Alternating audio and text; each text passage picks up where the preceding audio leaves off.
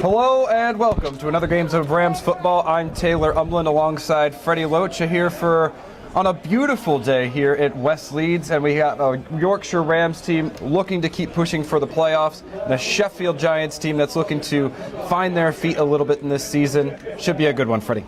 It really should. Obviously, we've got ourselves a Yorkshire derby here today. Sheffield versus the Rams is always a good game here. My first game when I played for Yorkshire was against Sheffield in the COVID season, so it's a game that I always enjoyed being in. I've got lots of friends on the other sideline as well from my time at Hallam, so it's a game I like to be at. Rams won the toss and they've elected to defer to the second half. Giants will take the ball to start the game. I'm looking to see what they can do. Last time out, Rams looked really good in their victory against the Chester Romans. They've looked good since their loss against Newcastle a few weeks ago. They have Sheffield in back-to-back games here at home, next week away, setting up their last big one against Newcastle at home at the end of the season, but it's got to be game by game, and we'll see what they can do with this one. Yeah, it's got to be game by game. You've got to take each one as it comes. Here comes the kickoff. Priya on the kick. That's collected from the goal line. Rams try to pursue. They do. Eventually taken down at about the 25-yard line, but looks like there is a flag on return. It looks like an area of a hold. And we'll have to see what that does for the Giants on their first drive. Good coverage by the Rams. It was a good little return there for the Giants in terms of some of the yardage they got. They were able to get a bit of return for where they picked up the ball, but obviously not the best return. Good coverage from the Rams, but we'll see what the flag's for. Block in the back. That'll walk them back 10. And they will start this drive from about the 10. We'll see where they walk it off. I think they marked in a penalty at the 19, and it's a spot penalty. Mark Brown, the umpire today, walks that one off. Spots it at the 9, and that's where the Giants will start. Let's take a look at the Giants offense. Left tackle, Mike McCallan. Left guard, Charlie McManaman. Center, Zach Pye. Right guard, Jamal Holroyd Bruce. Right tackle, Callum Lafferty. We'll get you to the rest of the Giants offense here after this play. They come out in a tight set. Tight end and slot receiver both near the line. Quarterback Sam Hayes in the shotgun. Bailey Britton next to him. Motion. Tyler Broad rotates the defense. Safety shift. Give middle, and that is blown up straight away. That was an absolutely enormous play from Faith Arejoba coming off his left end spot and blows that one up before it even has time to develop. You'd love to see it. First play for the defense, a big stop in the backfield. The Giants get absolutely nothing from it. Faith Arejoba, third year with the Rams, and now into that first year at a starting spot. What's that like, Freddie, when you get that first year where you're kind of handed the keys, this is your spot? It's absolutely fantastic feeling. I know when I came to the Rams, my first season here was very much, I was given those keys to keep that strong end on the year I was here. It was absolutely amazing. Pursuit, picked, Kelvin Newsome looking for 6, he'll get it! Touchdown Rams! First drive, picked 6! 6-0 to the Rams. What a play. We love that. We love to see an early play by the defense. First score on the day is a defensive play. Kelvin Newsome getting the pick from his linebacker spot, taking it in, holding it out in front of him. Easy play for Kelvin, and exactly how you want the day to start if you're the Rams defense and if you're the stand-in defensive coordinator today, Sam Reed. Yeah, we're going to get to that in a little bit, but the Rams have a little bit of a change in their coaching today. Head coach Dorian Divik's not able to be at the game today. Neither is the offensive coordinator Jim Rhea, so there's been a lot of step up within the team for calling plays today, and that is the start that they absolutely would have wanted. Having coaches who are able to step up is something absolutely fantastic here for the Rams, that you're able to have coaches that can step in and coordinate, have coaches that can step in and run the pass plays, run the defensive plays, the run plays, all the offense, all the defense, special teams. It really is a credit to the Rams that they have the quality in their staff to be able to do that on games where their main coaches aren't here. Just going back to that play, it was a rollout, and he had plenty of time. You know, you can't really fault the offensive line and the play call because he had time, but there wasn't a whole lot to throw to. He had a wide receiver on the near side that was running like a corner, a skinny corner. That was covered up well on the near side. And then there was some dragging come across from the backside, but it was late, and there wasn't a whole lot of options for him to go to. And throwing back across your body to the middle of the field is always a risk for the quarterback every single time you do it, especially when you're that close to your own goal line. It's always the cardinal sin, isn't it, for a quarterback to throw the ball back against the grain of where they're running. It's an incredibly difficult technique. Not many people are very good at it. But yeah, it's, as we say, great start for the Rams. See what they can do on this one. Trish, big kick. He's got the wind behind him, carries to about the 5, and that's where it's collected. Giants on the return, looking for a seam, runs into his own man, and that's a bad deal when you're dealing with the Rams' pursuit because they run him out real quick after that one. Scampered out of bounds at about the 22-23, and that's where they'll start their next drive down 7-0. Let's get you to the rest of that Giants offense. Sam Hayes, quarterback, Bailey Britton next to him at running back, tight end Jacob Hall, X Luke Spencer, F Harvey Evans, and out on the wide side is James Hadabora. Interesting note about Luke Spooner, his brother plays for the Rams. Another Spooner over on the Rams roster could be getting some defensive time today. Luke Spooner's a good dude. I played with Luke Spooner at university. We used to match up our gloves on game days. It was quite a cute little bromance that me and Luke had when we played together. That's adorable.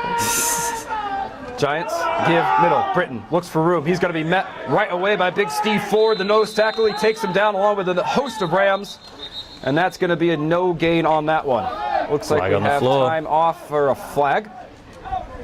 Usually a hold or possibly something face mask related. Came from the far side of the field of the run. Might have been offsides. It was, yeah. The Rams were a little quick on that one. They get the free play. And that'll be a 1st and 5 for the Giants. I think they went with a little hard count on that one. You can understand the defensive line after that last drive. Hot on their toes, wanted to get going. Well, I was going to talk about how good it was to get their another defensive play in the backfield for the defensive line, but if you've jumped off sides, I can't really give that credit. However, they were there, they did make the stop, so they get a little bit from me. Hayes looks over the defense. He passes. Looks to come near side. He's got the out route, and that's a good pitch and catch. Nicely collected over there by Harvey Evans. Comes out of his slot, makes the nice out route. And I have to say, it was good defense by the Rams, but I think he didn't quite understand how well Harvey Evans was going to come behind and make up a little bit of room and make the play. That's going to be a gain of 7 and a 1st down. Johnny Gritt was there on the coverage. He made the catch. I'm sure Johnny would have been there to make the tackle, but again, can't take credit away from what was a good catch and a good play by the Sheffield offense there. So Rams give up a 1st down. They didn't give up one for quite some time last week, but here they give one up in the 1st quarter. Deep set from the running back Britton. Pass outside, can't hit him. Tried to hit him on the back shoulder, couldn't quite connect with James Hadabora. Incomplete, 2nd and 10. The Rams will be coming into this game feeling pretty confident, especially on the defensive side of the ball. As you say there, they didn't give up a 1st down until quite a ways into the game, and I think that might have been the only one that was given up in the entirety of the game last week. So they'll be coming into this game feeling very, very confident about their ability to stop the Sheffield offense here. Let's talk about that Rams defense. Alex Beaumont and Faith Arijoba at ends, Laz Loish and Steve Ford in the middle. We'll get you the rest after this play. Yeah, false start in the offense. You saw it right there. Positional coach Spencer Wybrow down there calling it out straight away. False start, that'll set him back 5. Goes 2nd and 15. The rest of the Rams starters, we had Richard Robleski comes in for the injured Lewis Young. Kelvin Newsom at the other linebacker spot. The star is Johnny Gritt. Your corners are Kai Fay and Nat Derrick. And your safeties, Harry Anker and the late arriving Tyler Broad. Wasn't quite sure if he was going to make the starting lineup, but he got here just in the nick of time. Yeah, Tyler Broad coming in at the safety spot. It was supposed to be Dan Hayward starting the game there, but Tyler arrived a little bit late into the warm-ups, but has rightfully taken his spot there at the back of the defense. Tight defensive front. Newsom shows blitz. Here they come. Pass, screen, can't complete, and that's going to fall incomplete. Not a screen, sorry. I think that was just more of a flare route from the running back. But nonetheless, that's going to bring up a long 3rd down. I have to say, though, the Giants, without their normal quarterback this week, they do have Hayes as their coming in as a backup, and he looks comfortable. They come out throwing right after the pick. It's not like he's gone into a shell. Straight away had a completion. Looked like the ball's coming out of his hands fairly quickly. Sam's still a young kid. He's only just come up from the junior ranks this season. It's his first season in adult ball. I played with him this year at Leeds Beckett University. He's a really nice lad. He's still a little bit wet behind the ears, as you'd expect for someone who's only 18, 19 years old. And he's got a lot of learning to do. He's a little bit in the pocket, can get a bit scared. Oh, Tyler Broad makes him pay for that completion from James Hedadova. It was 3rd and 15, and I think they got about 3. Absolutely massive hit. Keeps it going. I don't think his receiver's going to be thanking his quarterback after that one. Hadabora probably going to go have a discussion on the sideline. You know what? If it's 3rd and 15, I don't think you need to throw me that one. No, and this is what I was saying about Sam. He is a good player. He's fast. He sees the field, but his processing's not quite there at the speed that you would like for maybe a more senior quarterback. So he makes decisions very fast, and sometimes that can be throwing a hospital pass or trying to release himself when really he doesn't need to be going anywhere. Evans back to punt. Broad makes it. Got a head of steam, but that's going to be a good tackle. Coming up out of the spot, that was Ronan Berger who makes that tackle for the Giants, and that was a tough tackle because once Tyler Broad gets a head of steam, he's a tough man to bring down. Well, we saw that last week. I think he ran only 15 yards, and to run that 15 yards, I think he must have had to run between 50 and 60 yards, bouncing off all of those tackles, all of the blocks. It was a good return for him last week, and you really don't want him getting that head of steam and releasing. Felt like something out of NFL Blitz, didn't it, when he was running around like that? You remember playing that game? I never played NFL Blitz. Oh no, my God, there was leg drops after the play. It was a whole thing. That sounds amazing. WWE it was crossed kinda with NFL. I think that's what we all thought the XFL was going to be, but it wasn't. Holding on the return, that's going to set the Rams back a little bit. And then we're going to get the first look at this Rams offense, who, and I have to say, when I was playing, this is a bummer when you get ready to start a game and you have to sit on the sideline for maybe 10, 15, 20 minutes of real time. It feels like everything, all the pre-work that you did was half an hour, 40 minutes ago. You're kind of out of the flow. So we'll have to see what the Rams can do here on offense. They come out fairly much unchanged from last week. Tom Southwell, Jamie Broom, Eden Fay, Steve Godward, and Owen Byrne on the line left to right. Quarterback Michael Rojas. Elliott Jackson checks back in at starting running back as he comes back off of injury. Liam Calvert gets the start at tight end today. Matt Snell, Adam Woodall, and Fahim Hassan, your wide receivers. To start this first drive, they go up the middle. No, they pull on the read option. Rojas looking for space. He cuts, dives for a gain of 9. Very good read off the first play of the game from Rojas. That was quick. It fooled me. I nearly went with the running back with the camera here. A bit of behind the scenes. I'm also running the camera whilst trying to do some commentary. It's not proving the easiest. That's why they usually have 2 people do this job. We need a team of 15 back here. I'll carry the team. It's all right. You can commentate and I'll just make sure everyone looks pretty. Rams, 2nd and 1. As they come out for their next drive, Rojas claps his hands. He wants the ball now. Gets it, middle. Jackson on the cutback. He's got space. Dips back inside. And he's finally going to be wrangled down after a gain of about 7 or 8. And that will bring up a first down. Rams love that counter. They love that counter play.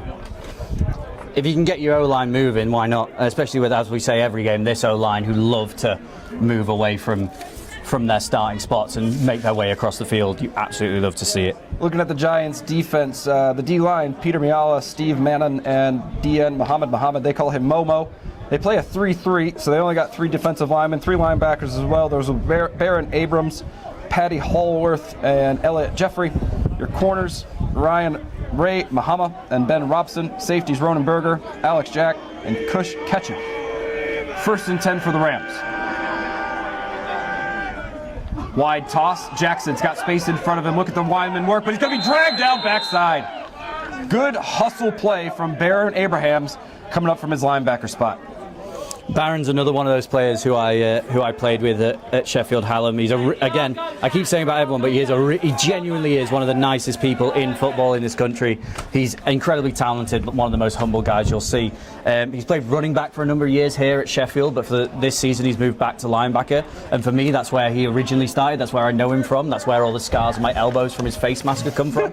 His practice against him when he was playing linebacker, and he is a talented linebacker. So it's good to see him back in that spot dominating there as the way he dominated on the running back over the last couple of years as well.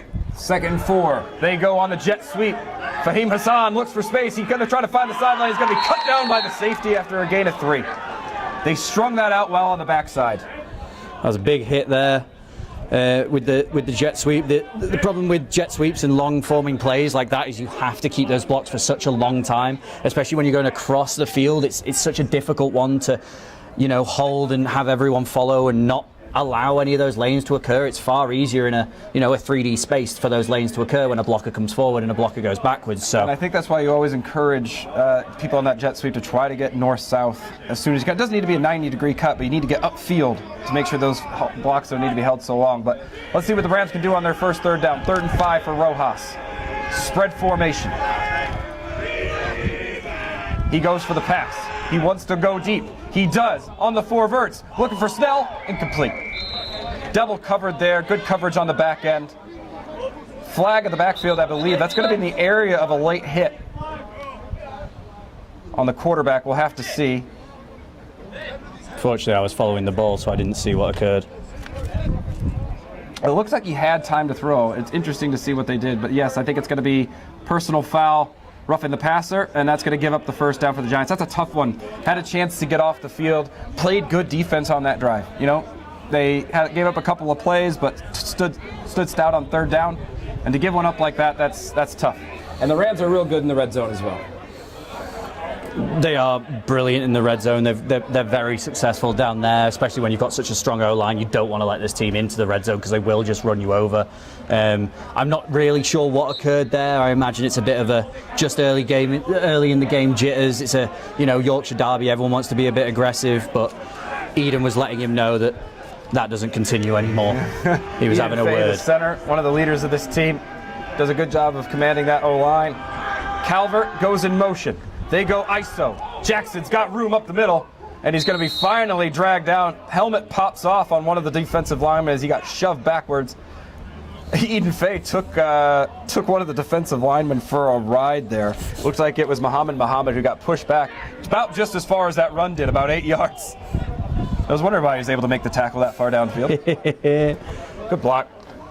Brings up a 2nd and 2. Eden's one of those players where he's not the biggest in stature, but he absolutely mauls you. If he's got some of the strongest hands I've seen on an O-lineman. If he gets his hands locked on you, that is it. You are going for a ride, and you have nothing to say about the matter. Yeah, he gets right under those pads. He's got good base as well. Drives well.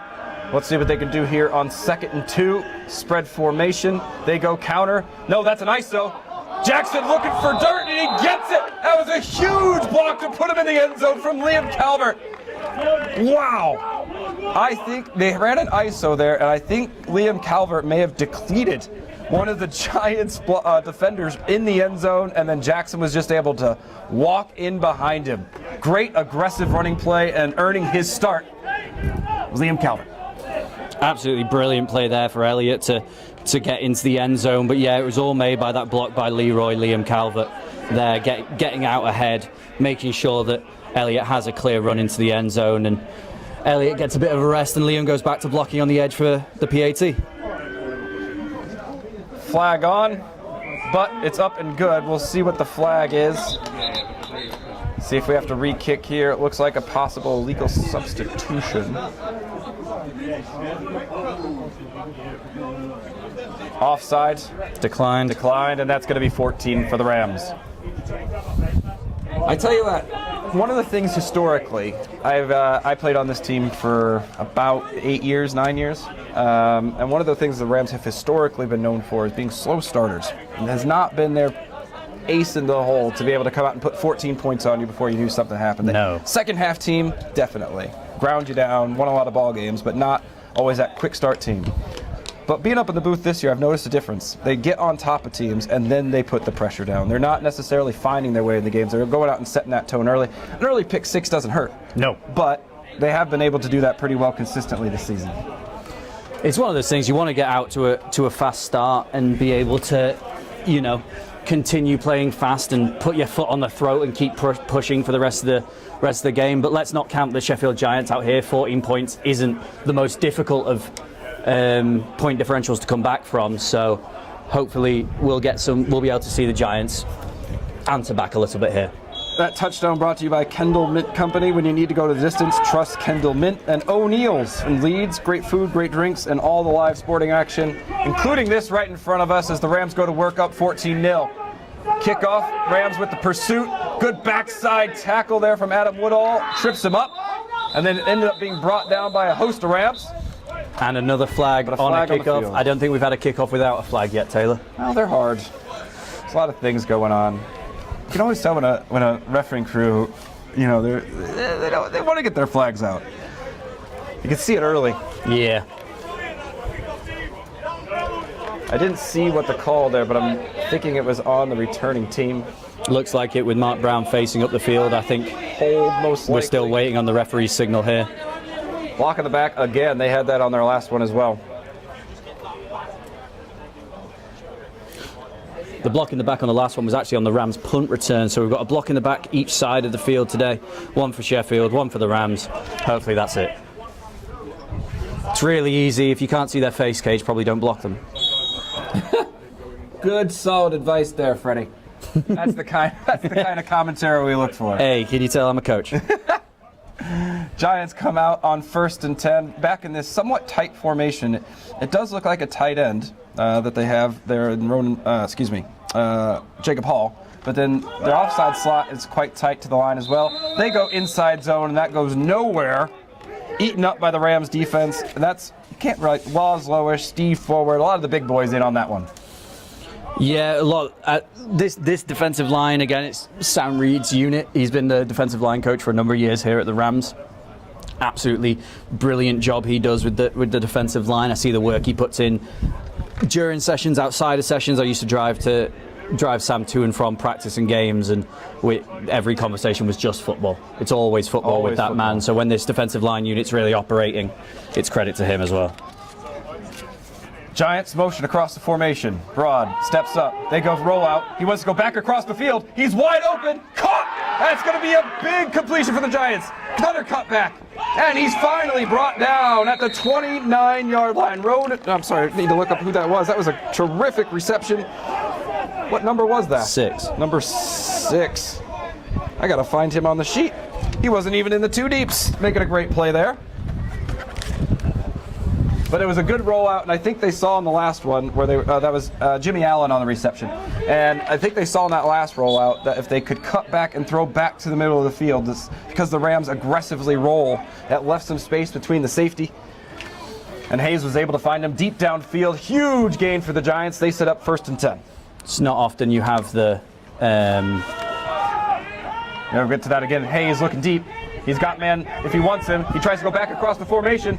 Opportunity, but short. Looking for Hadabora. Couldn't find him. Sorry, Freddie, as you were saying.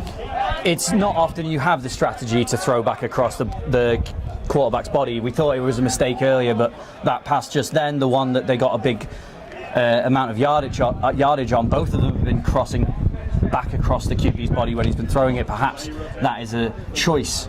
Well, I think they're hoping for the Rams to commit to following the QB, and he can throw back across himself where the players are no longer.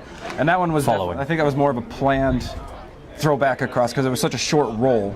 I think it was just like 3 steps, stick your foot, take a look, and if he's there, let her rip.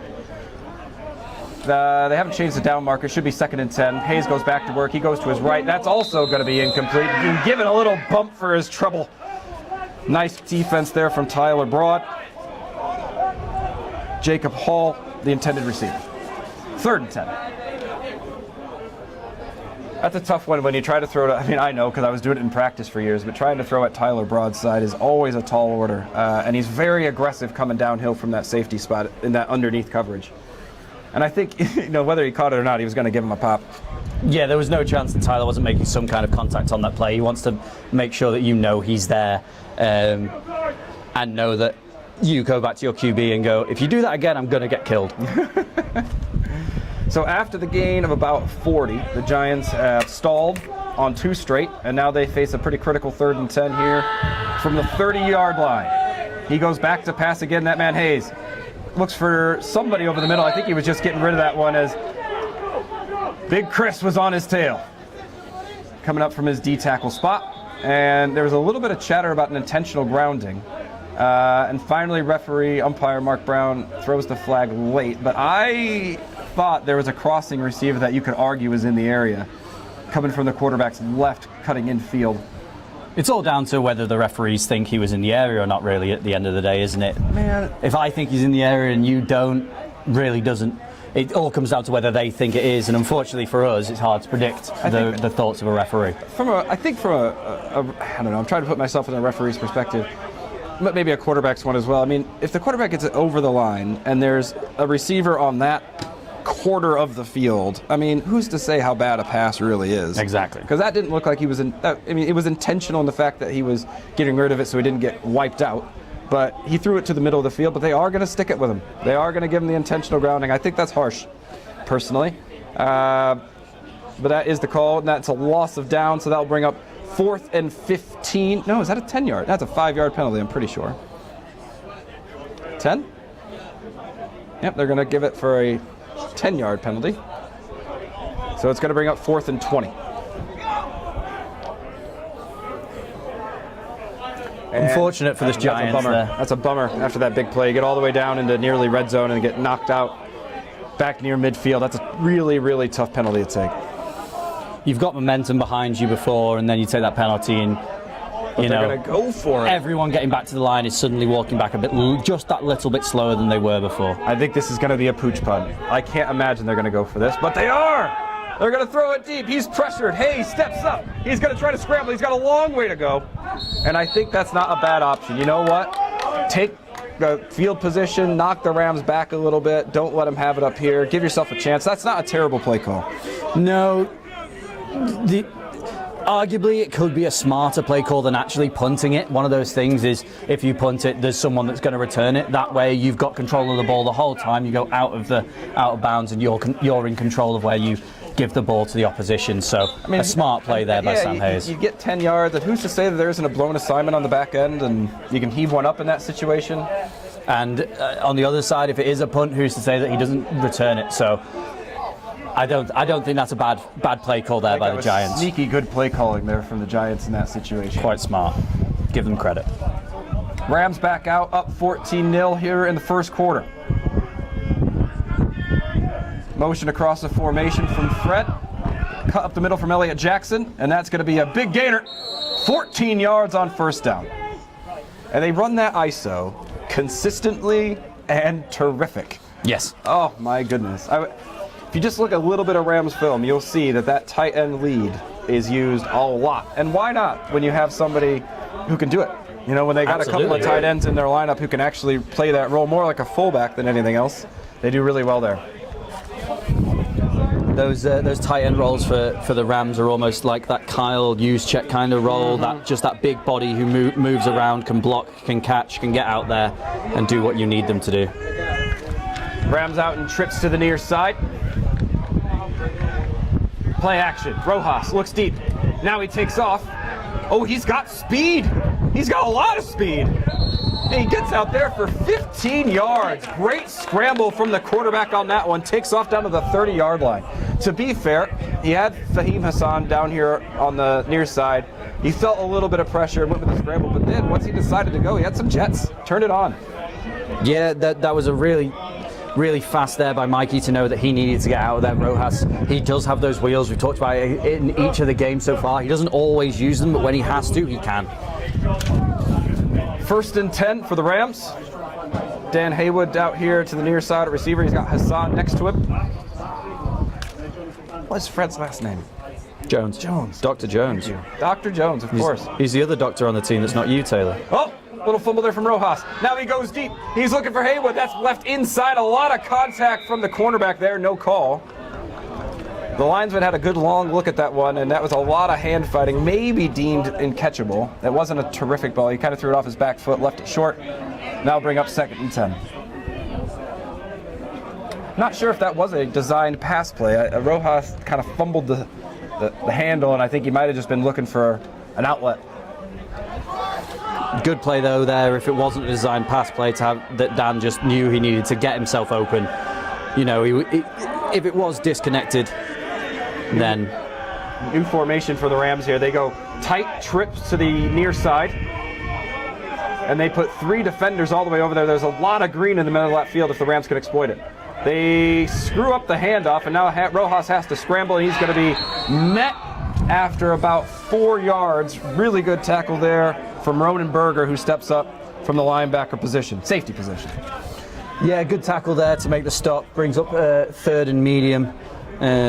One of those plays here, I'd expect a pass from the Rams, or to be fair, could well be a QB sneak knowing this offensive line. 3rd and 6, why not? Let it rumble. Against the 3-man front, why not? Yeah, why not? Right up the gap. Giants playing a 33 stack. I was talking to their coaches earlier. They say they really like that. Not a lot of teams play that. They think it's tough to prep against. And to be fair, it can be. Not a lot of teams play that 3 front. Let's see what the Rams can do against it on 3rd and 6. Rojas back to pass. Looks to his right. Now he goes deep. Hassan fights, hands, tips, incomplete. He wasn't very open there. Rojas, I think, maybe picked the wrong guy to go to on that one. That one falls incomplete. It's going to bring up 4th and 6. Taylor, that's his first incompletion in 12 targets. Just had a shout out from down low that's Rojas' first incompletion in his last 12? Fish. Oh, Fish. Oh, it's the first. Fish's first drop. Yeah, first drop in 12 targets for Fahim there. You'd think he had flypaper on his hands the way he's been so far this season. Didn't drop a single ball last week and got multiple scores. And to give credit to him there, I mean, Fish is not the tallest receiver out there. I don't think, was he about 5'8", 5'9", somewhere in there? You'd have to ask him. I don't want to, I wouldn't want to comment as a short person. But he went up there and battled for that ball and made sure that the defender couldn't do anything about it. I thought that was really, he kind of turned himself into that cornerback, making sure that there couldn't be anything that happened on that one. So good job by him. That's something that's kind of a skill, I think, as a receiver, to understand your role in that kind of play situation. Some kerfuffle out on the field. The refs doing a lot of chatter. It's hard to tell exactly what they're talking about. But let's get some sponsor reads in while we can. Why not? Our sponsors today are awesome. Holland Hill Cars of Leeds, Kendall Mint Company, and O'Neill's Leeds. That last play, or this upcoming one, is going to be brought to you by Awesome. Game-changing plays brought to you by Awesome, and this looks to be a big one here, because this is a big, long field goal set up by the Rams. Look to be kicking from about the 33. This makes it a 43-yard attempt, but they have the wind behind them. It is a bit of a blustery day up here at West Leeds. Haywood, hold, Trish, kick. Does he have the distance? He does! It is up and good from 43 yards. Beautiful attempt there, even on the bobbled snap. Wow. Absolutely fantastic distance on it there by Troy Polomini, Trish Priyam Sakar. Absolutely fantastic to see him landing one of those from that far away. We absolutely love someone being able to just cannon the ball off their foot and give us another 3 points there to make the score 17-0. I want to give a shout out to Trish on that one, because talking to him, he plays offense as well. He doesn't want to get pigeonholed as a special teams player, as just a kicker. But man, props to you if you can go out there and add points on the scoreboard like that consistently. I mean, he's responsible for 5 points today. Exactly. That is an incredible kick. Well done, Troy Polomini. When you're the kicker, it's one of those things where at the end of the season, if you were to take a look at everyone's points across the season, I imagine Trish will have the most out of everyone. Receivers, QBs. He's going to have some of the most points on the team, and people think kickers a secondary position, a position people don't care about, but they are one of the most important in terms of keeping a team consistent. Still in the first quarter here. Winding down near the end. That one's going to drop into the end zone, but just barely. The Giants returner got very sure of himself that one was going to go in the end zone. That was Baron Abrahams back there, and it just trickled in, and that was nearly a touchdown for the Rams.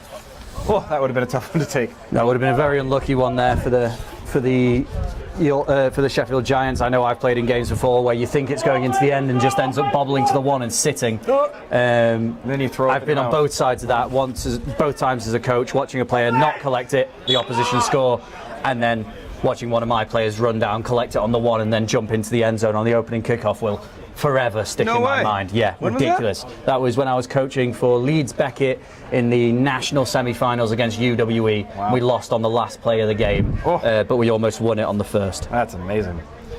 1st and 10 for the Giants. Let's see what they can do here. Hadabora to the near side, 2 receivers to the far. They go outside pitch. Britton's got some room ahead of him, but a great tackle. Up ends him. I cannot tell who that was. I think that was the corner, Nat Derrick, who came out and made a terrific play on a big old running back in Ben Britton.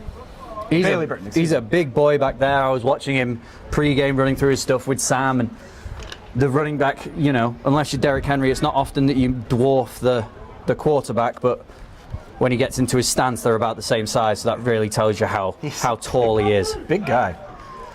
2nd and 6. Roll out. Near side. They go for the tight end. Incomplete. 3rd and 6. And there's a little bit of jeers on the sideline. Going 44, I'm not sure if you saw there, he, having not caught it, dropped his shoulder just in case, as Tyler dropped the shoulder on him last time. He was ready for it that time, and that's where those jeers come from.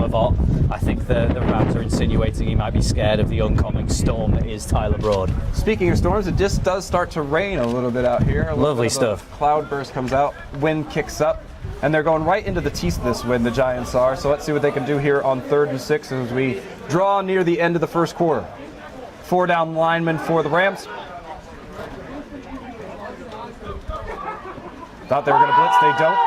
They go for the near side. They go for the corner route. That's going to fall right in the hands of Kai Fei, but right through him as well, as he can't come up with a pick, and that brings up 4th down. I think he saw green in front of him.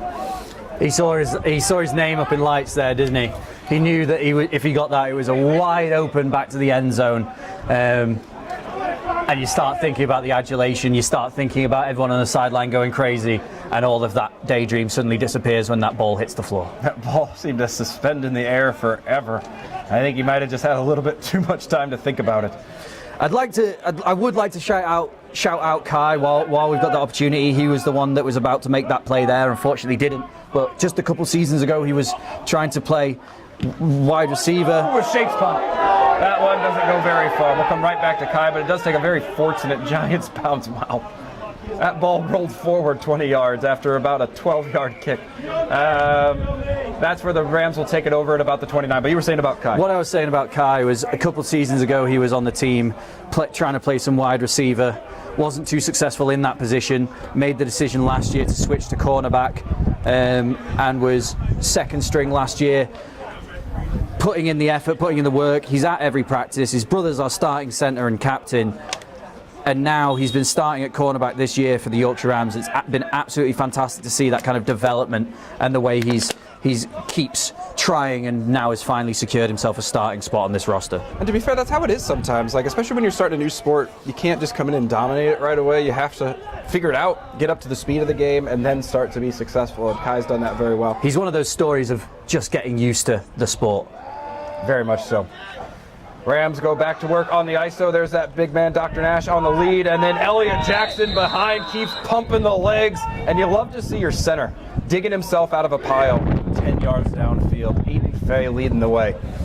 Beautiful, beautiful blocking there from the Rams as they get 9 yards. But we do have a man down on the Giants defense. We'll look to see if we can get you a number on that one. I think that's the safety, Alex Jack, down with an injury. It's tough when you get, that pile was moving. That pile was moving for 10 yards. And if you're a safety, you kind of tries to undercut, get under that. You can get yourself in a little bit of trouble. He's one of those players, Eden, who loves to live in that second level of the defense. He can take on a defensive tackle, but he absolutely loves releasing to that second level, taking a linebacker, taking a safety, taking a corner, and just making them regret waking up this morning to come play the Yorkshire Rams.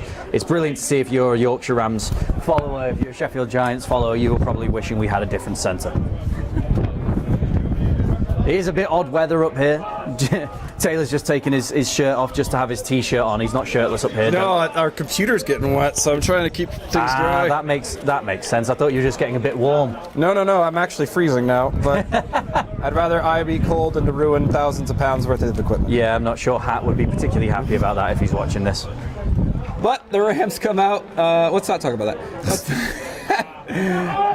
Rams come out 2nd and 1. Snell to the near side, looking for his first reception of the day. And this is what I love to see actually in these games. There's so many players on this Rams sideline. It is busy, it's active, lots of players talking to each other, going over what just happened. Makes for a good football environment here over at West Leeds. Yeah, they're always talking here on the sideline. I know when I've been on the sideline, you've been on the sideline. It's very, very seldom that you're on the sideline just chatting. You're often talking about the last play, the next play, something that's happened in the game, constantly communicating to your teammates and your coaches what you're seeing out there, and that's encouraged by the staff here at the Yorkshire Rams. While we have a little break in play, we've got a let's go from Russ Paulson, who obviously unfortunately can't be here today. We have a shout out for Giants 87 Luke Spooner coming back from injury, and Brody Plays 693 says Loz Lowish is the most beautiful human on earth, and anyone that says otherwise is a lib. Well, that is not going to be me. Elliot Jackson, that's another handoff. Missed tackle there at first, and then he stood up and tripped backwards. Baron Abrahams had the first look at him, and then it was cleaned up behind him by Ronan Berger. Gain of 4, but a first down for the Rams.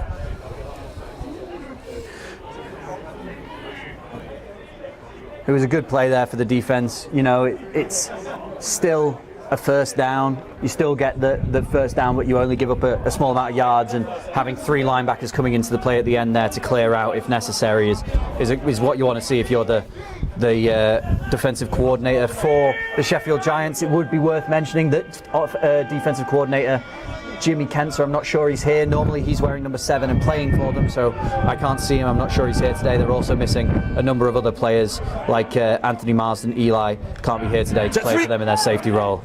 And that's going to be drugged down. Great play by Baron Abrahams there.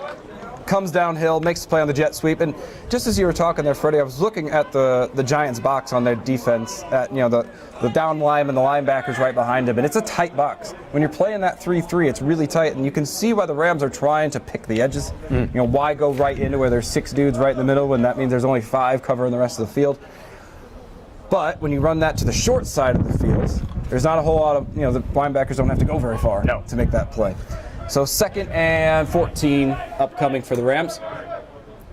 It's one of those things with the 3-3 stack you really do need. It's a difficult defense to play if you don't have the personnel for it.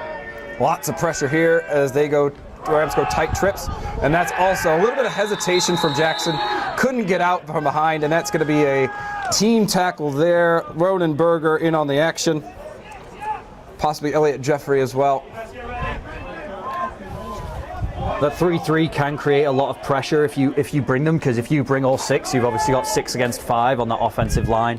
But when we played the 3-3 stack as the Rams a couple seasons ago under defensive coordinator Adam Cowley, it's one of those ones where it's very difficult to block against because you could go either way. It muddies that look if you're an offensive lineman. Yeah, they were saying, I was talking to the coaches before, they were saying it often creates a one-on-one somewhere. And you like that as a defensive coordinator. Absolutely. The difficulty comes that if you don't send extra pressure, you've got 5 on 3. 3rd and 16. Let's see what they can cook up here. Rojas drops, looks to the sideline, got a man. That's going to be completed. And he's going to get himself quite a few yards on that one. I'm trying to see who that was on the reception. Number 86. 86. I don't think I have him to written say down. Ben Dolan. Ben Dolan? That wasn't. We usually get the 2 deep, so we had Fred Nash and Liam Calvert on our 2 deep. So we'll have to take a look down the roster and see how that reception. But it was good. Gets the Rams out of a little bit of trouble, and it looks like they're going to keep the offense on the field here potentially. Benjamin Dolan is number 83. No. Sorry, punt team. I'm looking for number 86. They spent a little bit of time back in that punt huddle, and that's usually puts the defense on alert that there might be a fake coming. Just when it's not, send the punt team out. Well, let's see what they do. Haywood, good punt, sends it high and deep near the goal line, takes a terrible hop, and goes all the way into the end zone for a touchback, couldn't keep it down. And that looks like it might be the end of the quarter. We're still in the first quarter here, aren't we? Yeah, I was surprised by that as well. I was thinking, when there was that break earlier, I was thinking that was going to be the end of the quarter, but I was not correct.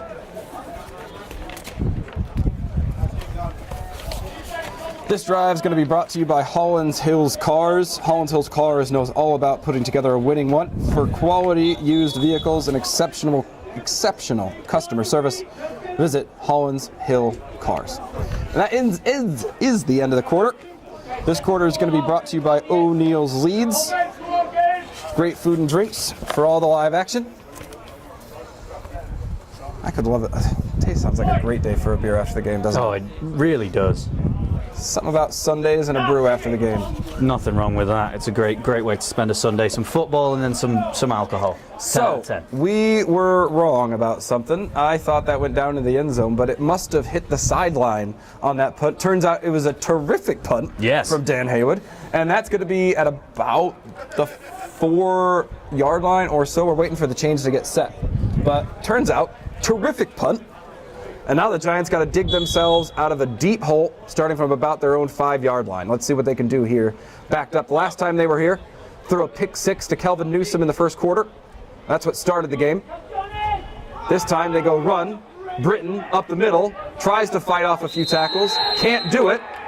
And he's going to lose his momentum at the 1. They're not going to give the safety. It was real close. He was eventually tackled in the end zone, but doesn't get the safety on that one. I think the refs are usually pretty lenient on that one. As long as you have some sort of momentum, they don't really want to give that safety. They don't want to give up that safety play, especially when they're aware that the score is 17-0. That safety play brings it to 19-0.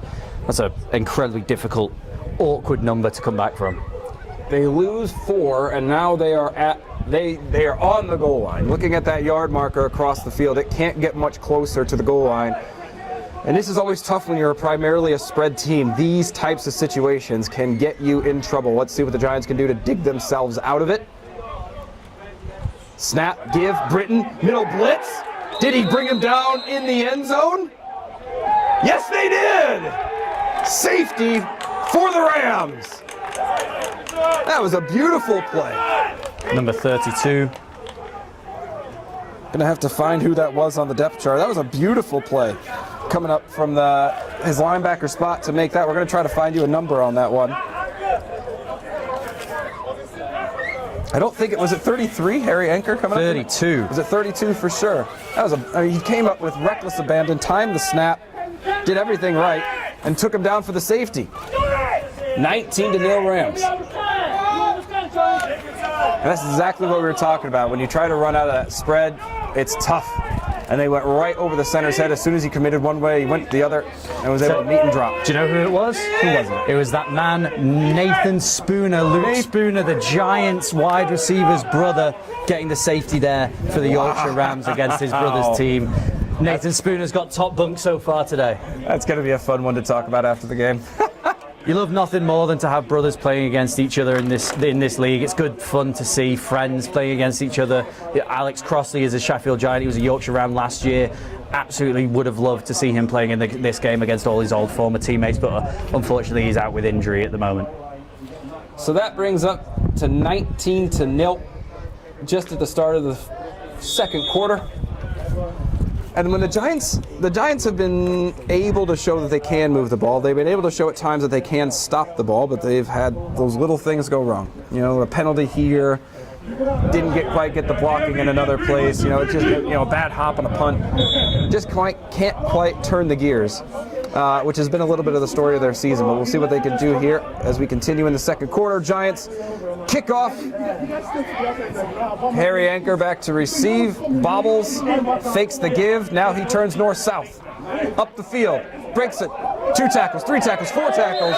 Finally brought down at the 41-yard line. Terrific return. Absolutely love to see a good return like that getting up the field. When you give up a safety, you give up the points, then you have to give the ball away and you hope for not a good return. And the Rams are starting 5 yards off the halfway line here. They've got good field position to start this drive, and it just feels like thing after thing after thing, waves of the Rams coming at you if you're the Sheffield Giants right now.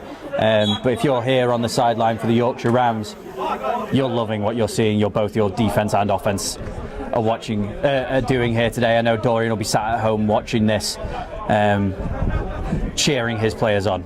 So far, it's only 7 offensive points for the Rams. They've had a defensive touchdown. They've had a long field goal. They've had the safety, and they've had a defensive touchdown. Oh, high snap. Rojas collects, and he's just going to try to make sure it doesn't get any worse. Turns it back up a couple of yards, and those are just plays that suck. Every once in a while, I get that high snap. Just couldn't quite collect it. Going to lose 6, 7 on the play. Oh, more than that, 8. It was one of those things where, you know, it goes through his hands. It thankfully bounced back off the floor, right back into his grip, so he didn't lose any more yards on it or have someone come in and take the ball away. He has lost approximately 10 yards there. But this Rams offense is confident that they'll be able to. They're not worried about being that far behind the sticks, I don't think. 2nd and 18. Rojas has trips to his left. He goes to the screen that way. Hassan takes it, but he's going to be taken down quickly. Good play out wide by the Giants defense. Looks like either that's Kush Katecha over there on the tackle. So that's going to bring up a 3rd and long for the Rams, 3rd and about 18. See what they want to do, and now that the field's flipped, they're having to deal with what the Giants had to deal with in the first quarter, which is going into the teeth of that wind. Yeah. Which makes it very difficult when you're in a situation like this. I thought the screen might have been a good call, but just couldn't quite get the blocking sorted. You don't want to be throwing too much into the wind because it will be very difficult, but you've also got to make up, 18 yards here, so it's kind of your only option. Hassan motions, and we're going to have a penalty flag before the snap. That one comes from the back judge, so it looks like it's going to be a delay of game. It is. Delay of game sets the Rams back 5 more. 3rd, and what they didn't want to get into, 3rd and 22, 23, somewhere in there. 3rd and Weatherby. 3rd and Barnsley. It's a tough one when you look up as a quarterback and you look up and you see the first stick and you realize, oh man, that's only the line of scrimmage. You see planes taking off at the first stick to land at the second stick, and that's how far away you are. It's a very difficult thing to look at, I imagine, as a QB. Oh, and you know what? A Hail Mary type play, a little 4 verts may not be a bad call here. If you give up the pick, it's going to be deep, but let's see what they do. Hassan on the motion, makes it a 2-by-2. That's going to be an offside. Maybe the offense jumped early, but certainly the Giants got very aggressive over the line. Elliott Jeffrey was the one who broke through for the Giants.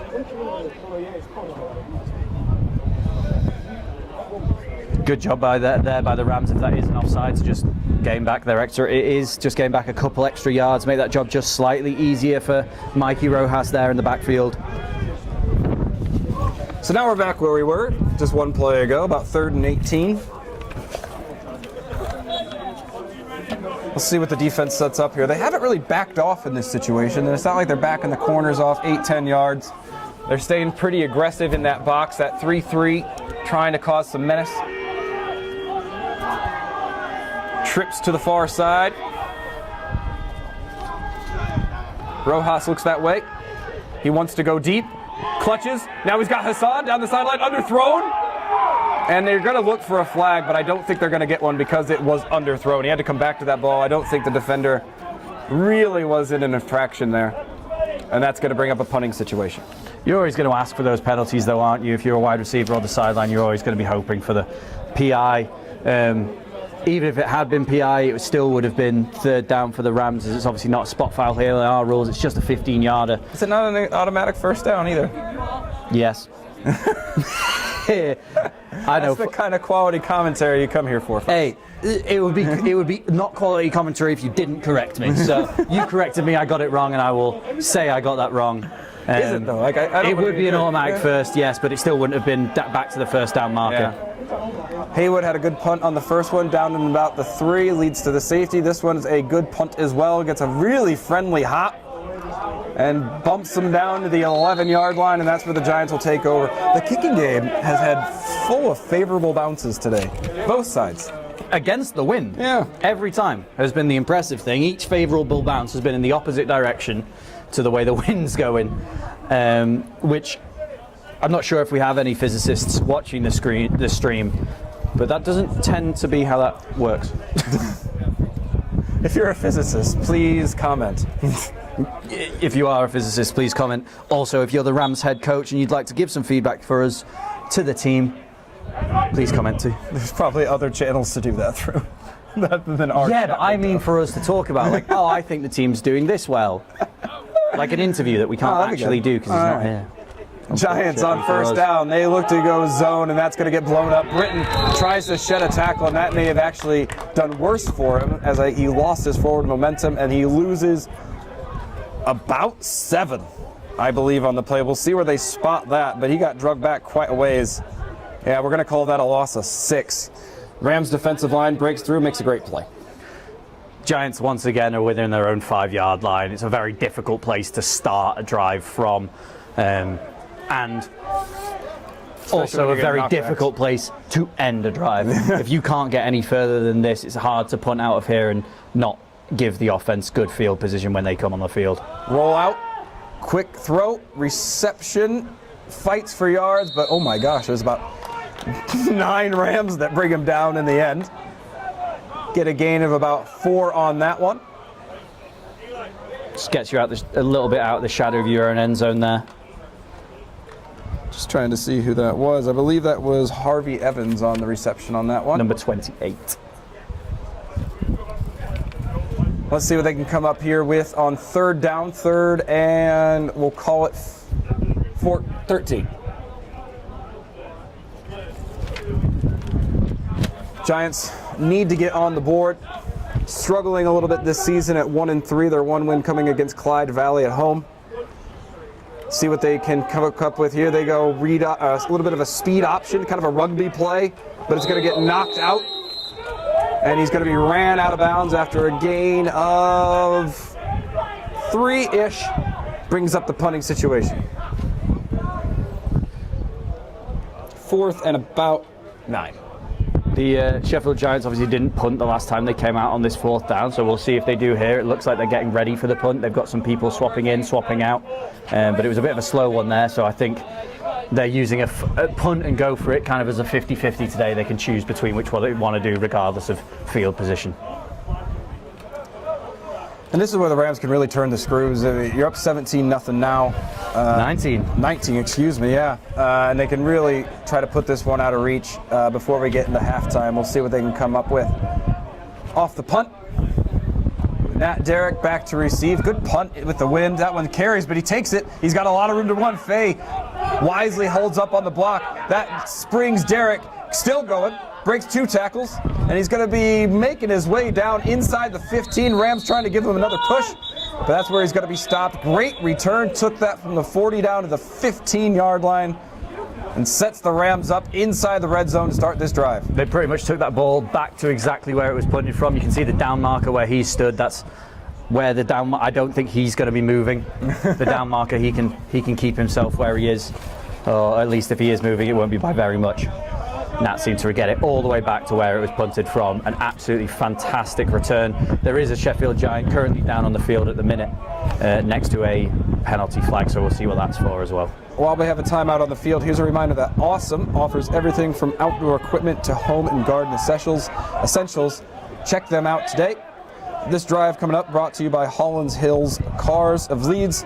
Their team can help you find the perfect match, and that is certainly something that the Giants need to find as they come out and try to find a little bit of flow.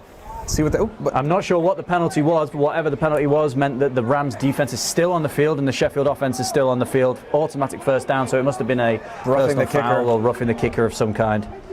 We'll try and get an update on what that was is quite the break for the Giants on that one. They were looking at defending 1st and 10 from the 15, but now they have the ball. 1st and 10 coming out from the 21. They go with the speed option again, trying to get wide, and that one's going to be cleaned up by the Rams on the outside. Wonderful defense from them on the corner. That's Sukvir playing defense for us today. Oh, wow. He's normally playing offense. Good for him. I believe he's playing defensive back this season. I know he was talking last week with Sam Reed about the defensive coverage. I don't think there's a whole lot of depth at the defensive back position here at the Yorkshire Rams, so if you're a DB watching this and you aren't already on a team, Mohamedou DJ. Sorry about that, Freddie. Mohamedou DJ on that particular run. He's been in for the last couple of drives next to Hayes. Besides that, the Giants stay pretty consistent. Bringing up 2nd and 12. Hayes back to pass. He's getting pressured by Ari Joba. Can he get him? He does. Puts it on him. Forces the late throw back into the middle of the field. Incomplete. Faith Ari Joba is really a fast person. He is a very fast person. He came around that corner with a head of steam, and I was kind of worried for that quarterback because he rolled out sensing pressure, and then it felt like he didn't feel him and held that ball as Faith was just gaining on him. A split second later, and Faith would have absolutely gone through him into the sideline. He did But a good job. He gets rid of that ball. Yeah. And he did a very good job of letting up. But he wouldn't have been in the pocket, so it wouldn't have been a flag anyway. Go on then, Faith. 3rd and 12 for the Giants. Quick screen, near side, and that's going to go absolutely nowhere. Sniffed out and read immediately, and that's going to bring up a 4th and long. Johnny Grit there on the stop, J5. Absolutely great. That was a great stop there on that screen. Stutter step for Luke Spooner, the wide receiver, trying to find a space to go, but nowhere to go, and Johnny just says, come here. You're I really mine don't now. like short side screens. Like, unless you have an absolute track athlete who's just going to catch and turn and boost. And a bunch of O-linemen, the speed of track athletes. I mean, it's just a really hard thing to get the blockers out in front in such a small space. Timeout from the Giants. They want to talk this one over. I don't think they had enough guys on the field, frankly. Counting is hard. That's double digits. I was going to say they only have 10. I just couldn't see the wide receiver stood behind Suckville. This timeout in the game brought to you by Kendall Mint Company. Recharge with Kendall Mint Company, proud supporters of today's game. Also, from Awesome, while we have a timeout on the field, here's a reminder that Awesome offers everything from outdoor equipment to home and garden essentials. Check them out today. It's one of those timeouts where everybody just has to wait. They didn't actually need the timeout. They just didn't want to lose 5 yards, so they just got to wait out the 30 seconds. It's one of those things where I understand it. You have to wait out the 30 seconds, but if everyone's ready to go, then why not just start? Because it's such a tiring aerobic sport, Freddie. It is, but everyone's just waiting. If someone needs to catch their breath, I understand, but if everyone's just stood there waiting. Let's see what the Giants do. Any trickery involved on the punt? Good snap. Punts away, no contact there. Broad on the return. He wants to turn north-south. He has room to the near side. Now he goes. Good blocking out to the outside. Broken tackle. There's one, there's two. He makes a man miss. Finally, he's going to be brought down. Dragged down from behind at the 20-yard line, but another terrific return from Tyler Broad. Once again, back to not far from where the actual ball was punted from. So really not much gain there on the punt for the Sheffield Giants. Harvey Evans picks up another special teams tackle for the Giants. He's been involved in a few of those today. Plays offense and then knows how to get out there and make a tackle. That's a versatile player to have on your team. Good job from him. 1st and 10 from the Rams from right at the start of the red zone. Let's see if they can punch one in now. Up 19-0, getting near the end of the half. Rojas, Jackson. Let's see what else we have out there. Fred Nash plays the slot. Fred Jones. Sorry. I wish we still Oh, had and Fred outside. Nash. Jackson looking for dirt. Hit from behind. Good run there. Way to pick up a few yards. Baron Abrahams picks up the tackle from the backside. Gain of 8 for the Rams. I tell you what, their runs, I look up and I'm like, oh, that was a gain of maybe 3, 4, 5, and it's consistently 6, 7, 8, 9 yards. It's exactly what you want from an offense, just to be able. Big plays are great, but consistency is the most important thing. If you're able to go 4 or more yards on every play, you're getting consistent first downs on every single drive. Joey McKinty checks into wide receiver here to the near side. I know where my thoughts would be that this is going. Oh, I do too. Let's see what they can do here. Rojas. Oh, that's good. Looks like an ISO. Tight end moves across the formation. It is, but slicing across and making a terrific play on defense is that man, Baron Abrahams again. I think he got knocked. He looked off his feet as he was getting blown back into the running back. I'm not sure he actually meant to make that tackle. There's no better tackle than an accidental tackle. So Rams will You get the credit, but didn't have to put in any of the effort. I think he got blown up by the right guard. Hey, but he still made the play, and he'll be going back saying, "Did you see my tackle for loss? See what I did?" Oh, Rams go under center. 3rd and 4. Are they thinking QB sneak? They do, and they rumble it right up the gut of the defense, and that's going to go for 12 yards. A 12-yard QB sneak. Double-digit QB sneak brought to you by the Yorkshire Rams. That, and it can't be more telegraphed at this point. The Rams never go under center unless they run that play. They knew exactly what was happening. But I saw there was no adjustment from the linebackers at all. They didn't step up. They didn't recognize. And if you are just going to have that one tackle there, That 3 front. then you can just mow right on through it without those nose tackles there. to slow Both it guards down. can close in and the center, and you got 3-on-1 right in the middle, directly in front of where your quarterback is running from. 1st and goal. Drop snap. Rojas does able to pick it back up though, and he's going to pay for his efforts. They tried to go under center, mishanded the snap, and that's going to lose some yards, but we also have a flag on the play. May have been offside. We'll have to see. It would make sense if it's offside, if they've tried to go for the hard count, he's trying to snap it to get that call. It would make sense for a disconnect on the handoff, but I haven't seen a call. I can't see a call either. I'm zoomed in on the ref right now and just looked like he's waiting for the players to get ready, so may have been... Oh, no. They marched something. They've marched It was something. definitely on the defense, but it's not very far, half the distance, so I think they maybe got a yard or 2 out of it, but it also means that it stays 1st down. Offside, referee's telling us now. Okay. 1st and goal from the 3. And I wouldn't be surprised if the Rams went right back to that QB sneak. We'll have to see what they do here. 2 receivers to the left, 2 to the Currently right. in shotgun. For now. Sheffield does change up their defense at the goal line. They get away from that 3-3. They bring in... Bring the linebackers down. Yeah, they definitely bring the linebackers down. See what they want to do here defensively to try to keep the Rams out on 1st down. Rojas in the gun. Give. Looks wide side. Jackson looks for space. He's got it. Touchdown Rams. Ran the wide zone and were able to outrun the defense to the end zone, to the corner. And that's 6 more for the black and gold. I'll tell you what is a little bit disappointing, but it's completely understandable from the Rams sideline is we got a big score there. We've taken it up to 25-0, and I think I maybe heard 2 or 3 rounds of applause from a couple of different players. I think I was the loudest person. They're too used to scoring. I think the Rams need to score less so that they can be more excited. Otherwise, I'm looking down, just watching people go, and we've scored again, and walk away. Elliot Jackson again. Trish with the big left foot. Up. Waiting for the call. I think it's good. Oh, no, No he missed good. it. Off to the right. And the Rams will stay right there on 25 points. 25-0 here in the 2nd quarter.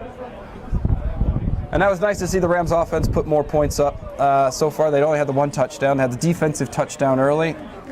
Safety. Long field goal from Trish. What's Trish's last name?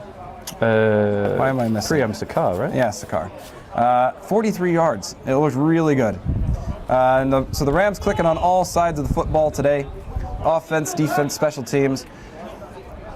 But I have to say, I think the Giants probably have a little bit of pop in this game left. They've been dealing with terrible field position on 3 of their drives. Haven't quite been able to get it going and open it up. The few times they have been in the middle of the field, they've done well and gained yards. I do think they have a little something in them if they don't fold before the end of the half. Yeah, I think they'll be looking forward to this halftime break. You know that they're going to want to have a bit of a conversation between themselves, talk about what's gone wild, what's gone wrong, so that they can come out in the second half and try and reverse this current deficit that we have, which will be no easy feat. But they'll be hoping for that break to just be able to regroup as a team and stop the bleeding just that little bit. And here he comes. Is he kicking right-footed now? He kicked that left-footed. He's a right footer, and he kicked that extra point left-footed. Maybe that's why he missed it. We'll have to talk about him at halftime. I thought it looked odd. I did. We'll have to see if he kicked those with 2 different feet. Oh God, I love this game. So there we are. Giants come out down 25-0, but now they are not starting in the shadow of their own end zone. They're able to have a little breathing space as they come out to the 25. Rams do a little rotation on defense. I see Alex Saunders there on the D-line. Chris Peel. Is it linebacker? Getting some run at linebacker as well. Caleb. Eamon O'Doyle into the left end. Eamon O'Doyle at left end. So a little bit of rotation there on the Rams D-line. Safeties roll with the motion. Hayes takes, rolls right. Looks near sideline. That's right through his fingers. Oh, that's a tough one. Hadabora had all time. It was a good play call. I mean, no doubt about that. Good play call. He's wide open, just right through the hands. It's when you hear that from the sideline, that under the breath, that we just heard, that you knew Nat Derrick was absolutely screaming down on that catch there. It's as fast as he's hit, as fast as he is, he's never very far away. And I wouldn't want that man running at me ready to tackle me, because I quite like having kidneys that work. So selfish. Yeah, sorry. No, I want to be able to give them to someone if needed. Oh, look at that. It's not selfishness. 2nd and 10. They go looking. Oh, and he just can't hang on. Beautiful throw from the quarterback. I have to say, I was really impressed with how he slipped that one in there and just couldn't be held on to. That was Jimmy Allen, the intended receiver. The ball met him at the same time as Harry Anker did, so that's also a good play there by Harry Anker to meet the ball at the same time it's coming in. Really good timing from the DB there. I like that little wheel from the slot that kind of just fades toward the sideline. If anything, I think the quarterback could have probably put it a little bit more to that sideline part of his body. Let him infield just a little bit, and Hanker was there to make the play. Let's see what we got here. Refs writing something down. Possibly a timeout taken.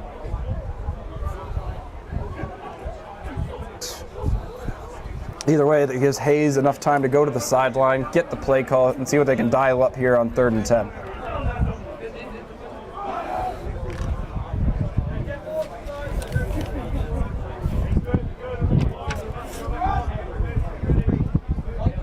Third and long here. 3rd and 10. Hayes in the shotgun. He's got 2 receivers to the near side, 1 to the far side. Got a tight end as well. Let's see what they can do. Blitz by Newsome. They go to the sideline. Caught. Turns it north-south and gets his first down. Good, tough running. And Chris Peel on defense just couldn't quite keep up in man-to-man coverage. And that's going to be a first down from Jacob Hill. It was a really nice bit of contact there for Jacob Hill to hit that guy that's trying to take him out of bounds, get that first down, fight for the yardage. Good play there for the Sheffield Giants to get that first down, and just that little bit of momentum that they might just need to try and give themselves something that isn't a duck egg come the halftime whistle. It just shows you. I mean, the space is there. Like, if you can get a little bit of pitch and catch, the space is there, and they got some athletes who can turn some catches into positive yards. 1st and 10. Hayes hears whistles and has to stop, and that is because it was the 2-minute warning. And we'll see what the Giants can do here in the rest of the half. I think they're going to take a gamble. Why wouldn't you at this point? You got to take a little bit of a risk because they have to give the Rams the ball to start the second half, which is a tough one right now. It really is. You want to take the risks here, but you also don't want to give the Rams the opportunity to score just before halftime and coming out of it. And they still have all 3 of their timeouts as well. The Rams do. So you got to keep the ball here, make sure that the Rams don't get it, but you've also got to try and score so you can't run and stop the clock. It's a difficult position to be in if you're the Sheffield Giants. They come out, 2 receivers again to the near side. Luke Spooner, the widest receiver near us, and they go motion. Allen makes the trips. They go that way. Underneath, caught. Peel there on the tackle along with a few others. He's going to keep fighting, but he's not going to gain a whole lot of yards for his efforts, and it runs some time off the clock. Good gain of 4. Timeout Rams as they're going to try to get the ball back before the end of the half. Give him a gain of 5 on the play, sets up 2nd and 5. And I think that's smart by the Rams. They do have a fairly quick strike offense when they need to. And if you can give yourself 40 seconds or so before the end of the half, why not give it a shot? Give yourself something going into the halftime whistle. hopefully if you're the Yorkshire Rams, you take if you can take another 7 here when you come out. If you take another 7 at the first drive of the second half, you're into rolling clock. Oh yeah, 35. The 2-minute warning was brought to you by our sponsors, Awesome, Hollands Hills Cars, Kendall Mint Company, and O'Neill's Leeds. We thank them for their continued support of American football and today's broadcast. I like to see what Should we do a podcast? I think we probably should. Yorkshire Rams post-game podcast brought to you by Taylor and Freddie. We're our own sponsors. Yeah. Well, no, we're the hosts. We're brought to you by ourselves. My shoes.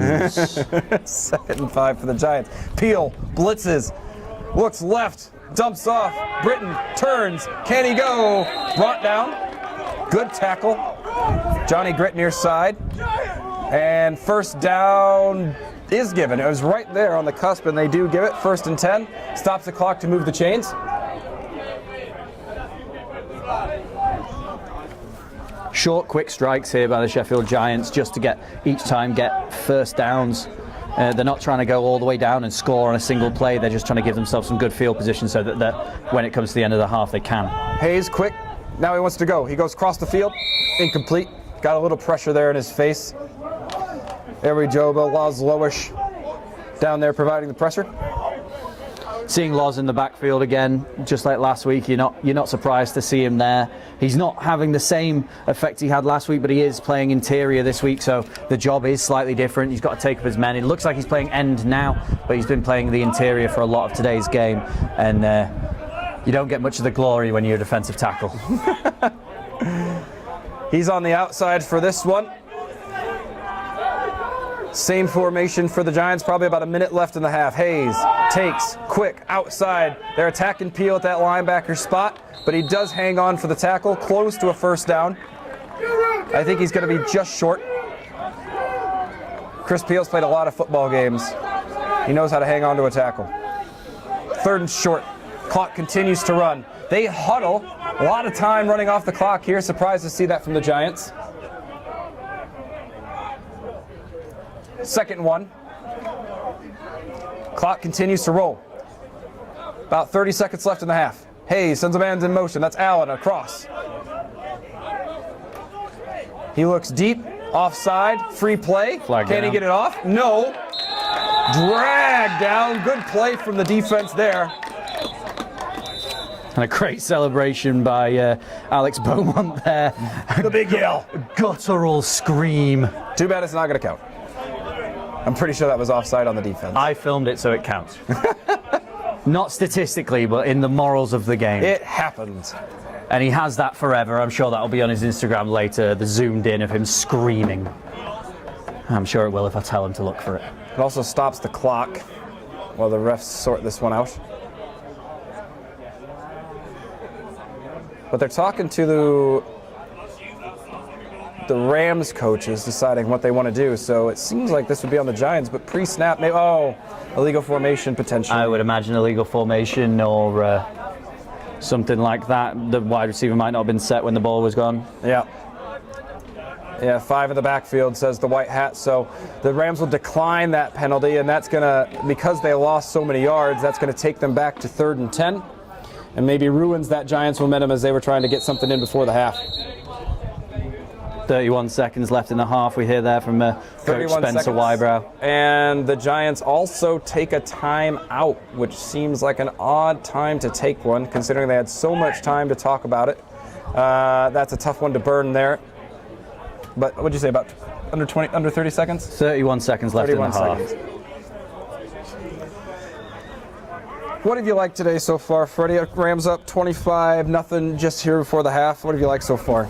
I tell you what I've liked about the season so far, including this game, is each time that we cover one of these games, that we're commentating on one of these games, other than your usual suspects like Nat Derrick, like Tyler Broad, each game we've had different players to talk about as dominant forces on this Rams defense, on this Rams offense. Last game on the offense, it was Matt Snell that we were looking at for all of his catches. On defense, we were looking at Loz Lowish, but today on the defense, we're looking at Harry Anker, we're looking at Alex Beaumont, and on the offense, we're watching Elliot Jackson. So every game we've got a different superstar on this Rams team, and it really goes to show the talent that this team has on their roster, that any given day, any given player can be the player that wins it for them. Duro checks in at linebacker for this 4th and 10. Hayes stays with that formation. Tight end to the right, 2 receivers left. Running back to the left. Allen across the formation again. They've ran that out route a few times with him. Now they look to go to the other side. Now they go short side. He goes deep. He's got Spooner. Just tipped out of the air by Sook.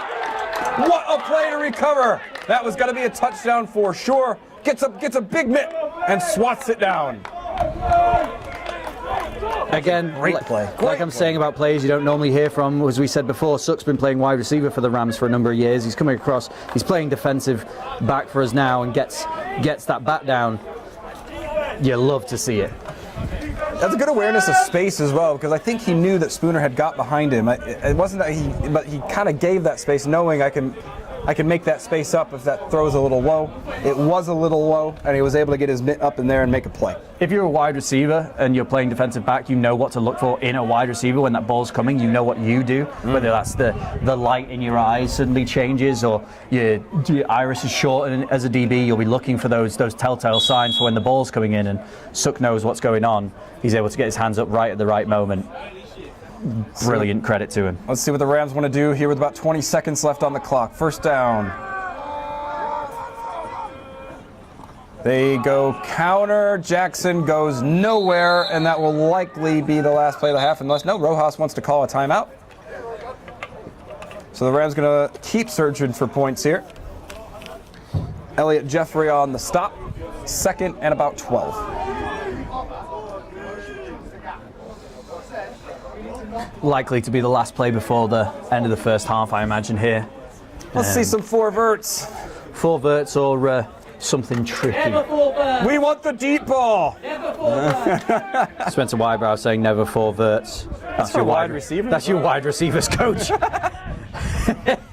He wants the points for the running backs and the O-line as well. He understands what this Rams team is all about. So 2nd and 13, likely the last play of the half. Rams lead 25-0. Played really well in all phases of the game today. Offensive touchdowns, defensive touchdowns, special teams points. I'm wanting to add here. Trish comes out at wide receiver near side. Offensive line stays the same. They go to pass. They want to go deep. They go deep, looking down the left. Over his head, twisting, turning, and incomplete. But why not take a shot on that one? Matt Snell, the intended receiver down that side. Good coverage as well. He's a long boy. He's very long as Matt Snell. He gets those arms up. He's got another 2 feet on him. We have that with our wide receivers, with both him and Joey. It's like having a bunch of Devontae Smiths, a bunch of slim reapers in our wide receiver room. Slim reapers. And to be fair, Spencer isn't not in that category of player, so he's just building a wide receiver room built like him. That was Ryan Mahama on the coverage there for the Giants. They call him Sunshine. They wanted me to get that on the stream. That's a great nickname. He's not the only sunshine I know in football, surprisingly. Rojas wants to look deep. He ends up coming underneath. Calvert catches, looks north-south, gets the first down. That will stop the clock. And let's see what the Rams want to do here. They do have that little bit of time left. Nope. I don't think they do. I think we'll call the end of the half there. So that's going to be it. First half over. Rams lead 25-0. Great half for them. Freddie, what are you looking forward to in the second half? I'm looking forward to a continued Rams dominance. To hopefully they can continue to up this score. Obviously, if you're the Rams and you're looking at the scoreline right now, 25-0, you're going to be able to hopefully get some more of your depth players in at the start of the second half. You've not got that that running clock quite yet, so you've got a bit of extra time to get these reps for these other players. So I'll be hoping to see some of the players perhaps lower down on the depth chart to show off in the second half today. As we reach halftime, we'd like to thank today's sponsors, Awesome, providing quality products for home, garden, and outdoor living. Holland's Hill Cars, helping drivers find quality vehicles they can rely on. Kendall Mint Company, fueling adventures and active lifestyles for generations. And O'Neill's Leeds, the perfect place to enjoy live sport with friends, food, and drinks. We appreciate their support of today's game. And that's where we're going to step aside. We'll be back in 10 minutes with more Rams football here on the live stream.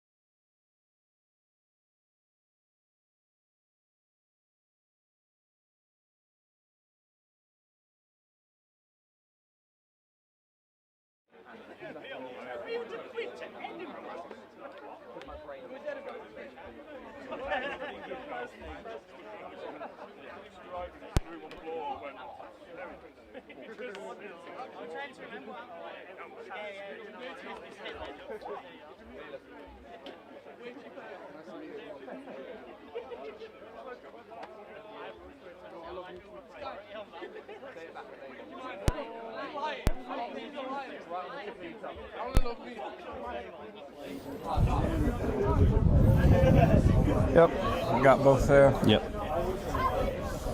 Okay. We have a drink and then we'll go.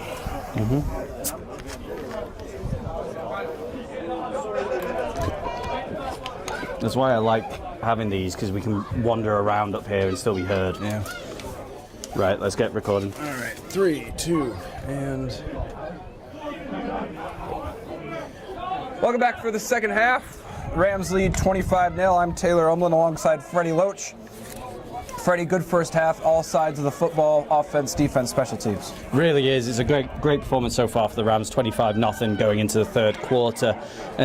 Just to comment and mention on the start of this kickoff here, if you look at the far side on the kickoff unit, you see number 87 for the Sheffield Giants. That's Luke Spooner. Directly opposite him on the kick return unit, number 32, that is Nathan Spooner. On the first play of this second half, we've got Luke versus Nathan Spooner on the first play.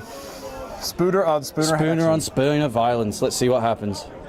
I should watch the whole thing, but I really just want to watch. You can watch the whole thing. I'll just be watching them too. And here we go. Giants have to kick off. Rams won the toss. They deferred. Take the ball in the second half. High kick collected by Nat Derrick. Fakes the pitch, and now he comes around. Peel with the kick out block. Room to run. He turns on the Jets. Moves up past midfield. Finally steps out. Great return from Nat Derrick, all the way down to the 30-yard line. I think there was a couple of shouts in the sideline for maybe a horse collar, didn't get one. I know if I was on the sideline, I would have been shouting. You have to, don't you? It looked like it could have been. I think he let go just before. Rams take over at the 33-yard line. That's where he stepped out. The Rams come out fairly unchanged. I think our starters are back in. Woodall, Hassan, Calvert, Snell, your receivers. Jackson in the backfield. Southwell, Broom, Fay, Godward, and Byrne along the offensive line. 33 stack from the defense. They go right up the gut. Jackson looks for work, and he's going to be drugged down from behind after a gain of 25 on the first play of the half. Down to the 11. Great start. A really good run there for Elliot Jackson to get to the outside and get a bunch of yards. Good start to the second half of the Yorkshire Rams. There was a really nice seal block inside where Jackson was just a little bit patient, let the running back get blocked, another one fly by him, and then off he was into the secondary. Great start. Stays in the trips. Tight trips out to the far side.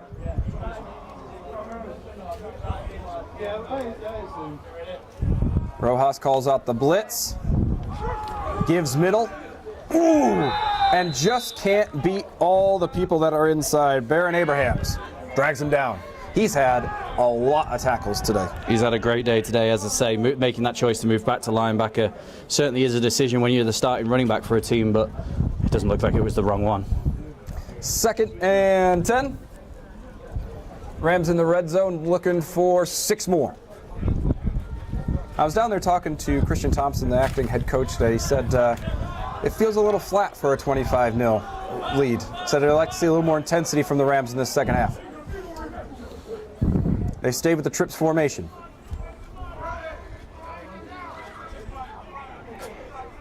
Blitz shown.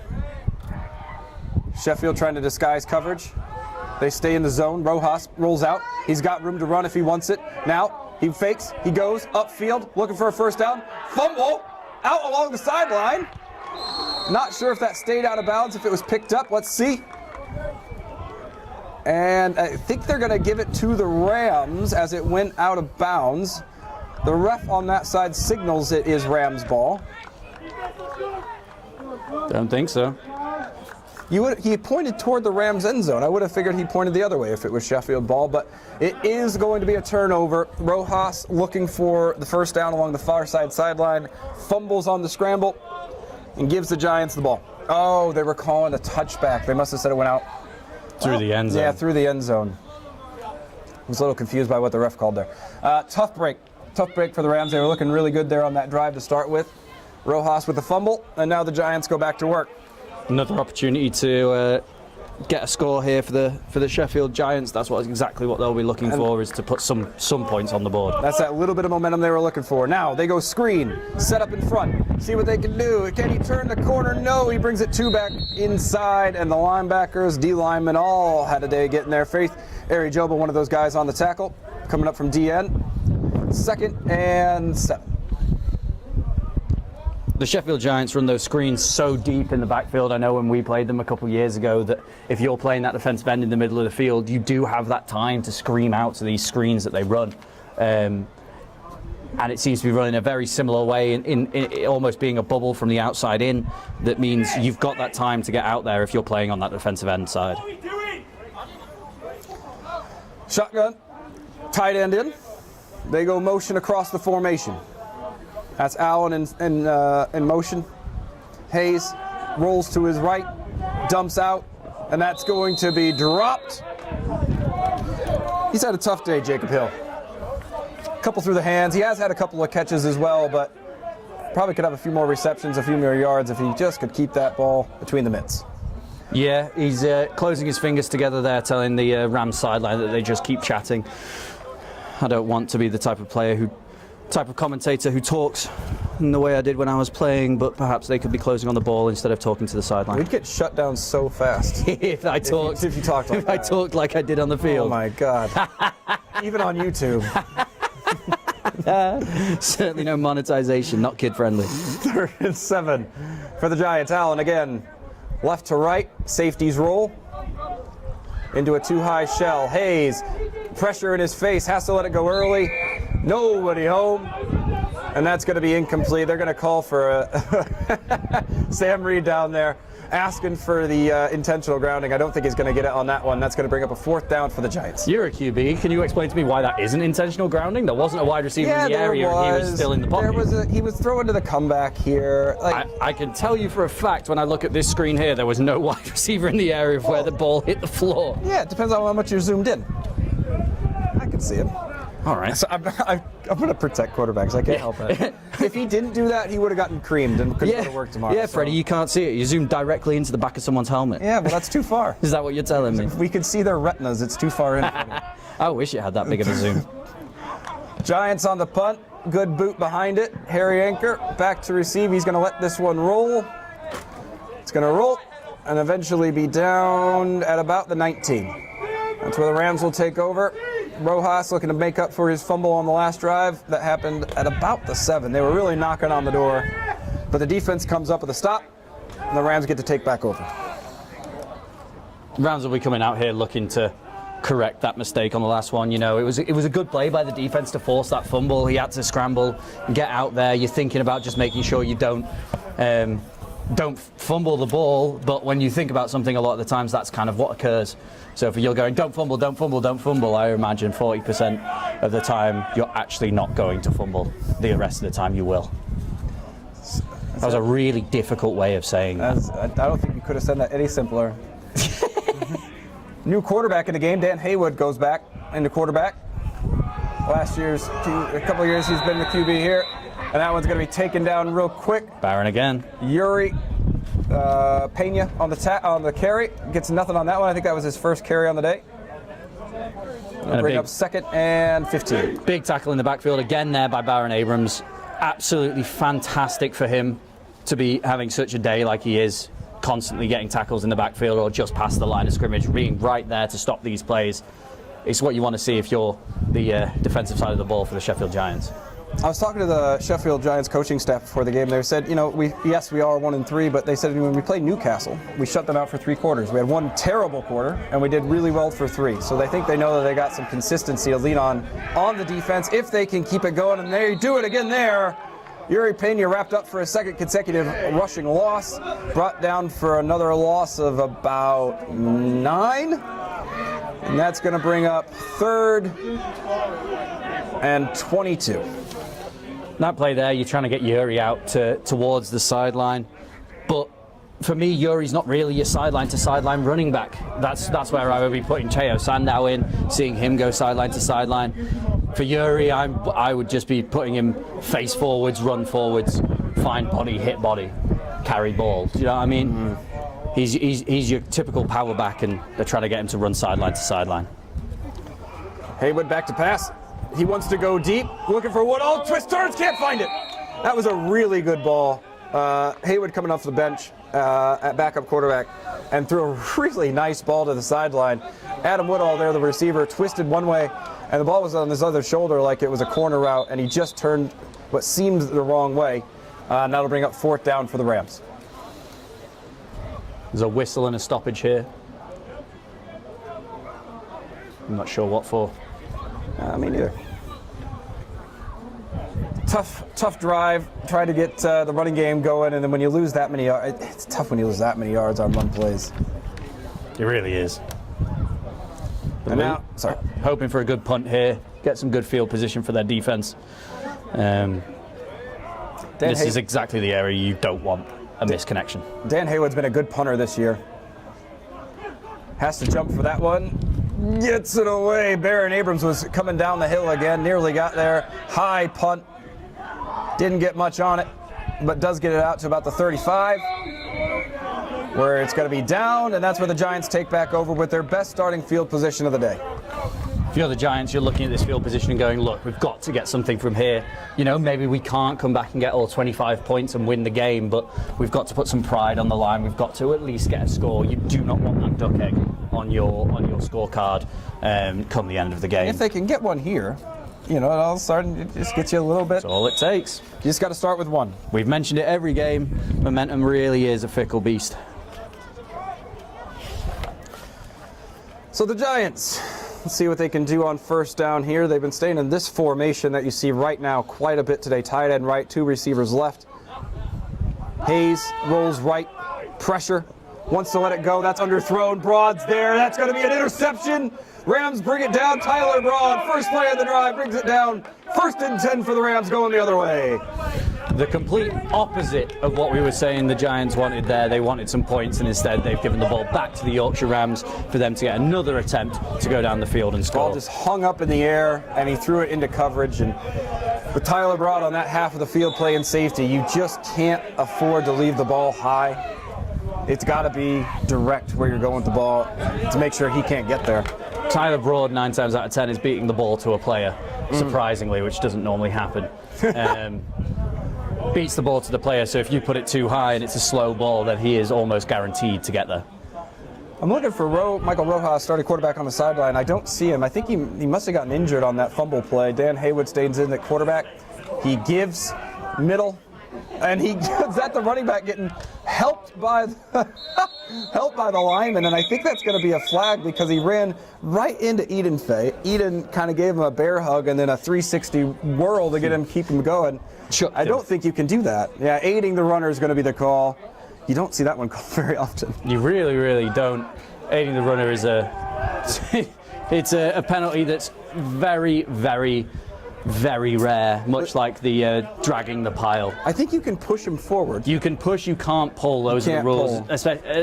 I know I was up at a Teesside Steelers women's game a couple seasons ago, and every time there was a scrum with the running back being pushed by the O-line, some of the O-line were coming around the front and trying to pull the pile, and each time they did, there was a penalty.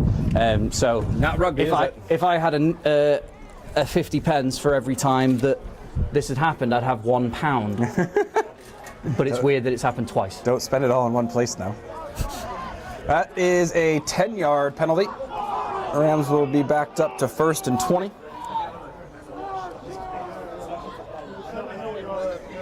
This is what happens when you get some of the backups in. You can see some things stutter a little bit, but different formation here. Not quite. Yeah, it is that stack we see out on the right side. Haywood looks that way. Quick throw. Middle. Caught. Nice little play there for the Rams. Right over the middle. And that's going to get 12 back. Brings up 2nd down. That was a really nice pass there by Dan Haywood. Really fast, right to the hands of Iago Castro there to catch the ball against his former team. That's one of the things Haywood did struggle with a little bit as a quarterback, is getting that ball out of his hands quickly. Comes up here in this position and gets it out of his hand, brings up short and manageable. They go back to the ground. Jackson breaks a tackle but can't get away from two. Going to be brought down by Elliot Jeffrey. A couple of players down after that one. Got a Giants player down and a Rams player struggling to get up. And I think that was Steve Godward for the Rams. Can't see who it is for the Giants. But nice to see the Rams with a little bit of pop back in that offense. A couple of quick strikes. Yeah, absolutely brilliant for the Rams, as I've said, to get that pass play there and get the ball moving down the field. A good catch by Iago, going as I said against his former team. He always ups his game in these games against the Sheffield Giants when he's playing here for the Yorkshire Rams. But you want to take a pass like that, you want to take the momentum, you want to move forward with it, so you'll be hoping here that the Rams can keep that momentum moving forward. It's a short down now, third down. It was Barron that was down on the field, unfortunately, for the Sheffield Giants there. One of their best defensive players having to be carried off the field, not completely under his own steam. He's only being supported. It's not a stretcher situation, but it's not what you want to see if you're the Rams' defensive side of the ball right now. Eli Marshall Priest will come in to replace him on defense. Big shoes to fill coming into that spot. It really is. When you see a player doing that much on a game day and you have to come in and replace, you're like, I have to match that level. I have to match that production, and it's very difficult to come into a game in the third quarter knowing that you've got to reach the level of someone else. You can't just set the standard yourself. Rams have a 3rd and 2. Offense makes their way to the line slow. Haywood oversees. Woodall steps out to wide receiver on the far side. And they give middle. Jackson looks for work. Finds it. Is able to be brought down by the first man, but not before he gains about 6 or 7 on the carry. First down, Rams. It's the fact that it's a 6 or 7 yard carry and he's still being brought down by the defensive tackle really shows you how much movement that offensive line is getting. Yep. That defensive tackle, that first man that made the tackle, is the nose for this Sheffield Giants team, and it is 6-7 yards away from the ball started. That's the push that this O-line is getting. It was Muhammad on the tackle, and you could see he kind of wrapped onto the legs after a couple of yards, and Jackson was able to keep dragging him forward. Good forward momentum. Sets up the Rams 1st and 10. A couple of new faces out in the receiving corps. As they go to the air, they go back to Castro. Drops. Oh, sorry, that was Ben Dolan on that one. I think it's Ben Dolan. It's 83 on the roster, but I don't see an 83, so I'm assuming that's Ben Dolan. Yeah, I heard a couple of Dolans down on the side. That will give it away then. That'll do it. That'll let us know. 2nd and 10. And not really any drop in the quarterback play. I have to say, Haywood's come in here and looked really comfortable. Starting safety, according to the posts that went out this morning, because we weren't sure what time Tyler would get here. Coming in for backup quarterback. Rams seem to be switching their wide receivers and their slots depending on the play. This time Woodall in the slot. Now they go back. Counter. Teo on the carry. Gets a few. That's going to bring up a 3rd and long. 3rd and about 7. A good carry there for Elliot Jackson, making his way down the field. Is that Elliot? Yeah, it was. Making his way down the field, getting a 2nd down with a good 4 or 5 yards there. I think it's 4 yards? Oh, we got more on that than I thought. Yeah, it's going to bring up about a 3rd and 6. Sorry, I said 2nd. I was waiting on the manoeuvring of the chain crew. Maneuvering. Good word. Rams come out in trips near side. They've ran this a few times. They've ran the screen a couple. They've thrown out of it. They've ran out of it. Let's see what they want to do here. 3rd and 6. They go hard count. And there's a lot of jumping. We'll see who it was. There's a lot of pointing back and forth, but I'm pretty sure that's the Giants who went first. Eden's pointing. Well, that definitely Jamie's pointing. means it's right. Eden's pointing. I think they might be pointing at everybody. No, it was him. It was him. No, it was him. It was me. It was that guy. It was you? No. Shh. Spider-Man me. And it is offsides, and that's going to bring up a 3rd and short. Giants just shoot themselves in the foot every now and then on those kind of critical plays that can turn a game, those 3rd and mediums and stuff like that. You like to see them be a little tighter on that. It's just operational things. The Rams, they do like their hard counts. They've had a freeze play in their playbook for a number of years. It gets us at practice as well. 3rd and 1 out of the spread. Haywood collects, gives, Jackson wraps, can't get away from the defense, and that's going to bring up 4th down. Good play there from Putty, that was going to be Elliot Jeffrey was in there. Patty Hollowworth in on the play as well. Yeah, they snuffed that one out. Really nice play there to get into the backfield and make the stop. Was it a tackle for loss? Did they get? They got forward momentum. They got full momentum. Got about a yard on that, but still a good play by the defense to stop the 3rd down conversion. 4th and 1, offense stays out. Let's see what the Rams want to do here. They stay in the shotgun, not running the sneak just yet. Dan wants to go hard count. Now steps up. Hard count again. He should have snapped. He was in the neutral zone, but now he backs up again. And they try to draw him offside. See what wants to. Dan's talking to everybody, and everybody see what they want to do. And finally, the delay of game flag comes out. Rams didn't want to waste a timeout there. They'll just take a 5 yards back and take the punt. I actually think one of the Giants' defensive players was in the neutral zone and had a chance to get back. I think if the center Eden Fay would have had a chance, would have been a little bit more up to it, he probably could have snapped that and gotten the penalty. One of those things, you know not to snap it, and you're being told not to snap it, but the opportunity is there to snap it. Sometimes you just got to take that snap. But the Rams come out to punt, 4th and 6. Dan Haywood backs up 10 yards from quarterback to punter, kicks one right to the corner. That's going to be a fair catch called. Can it be stopped? Yes! He keeps it out of the end zone. Yes, he did.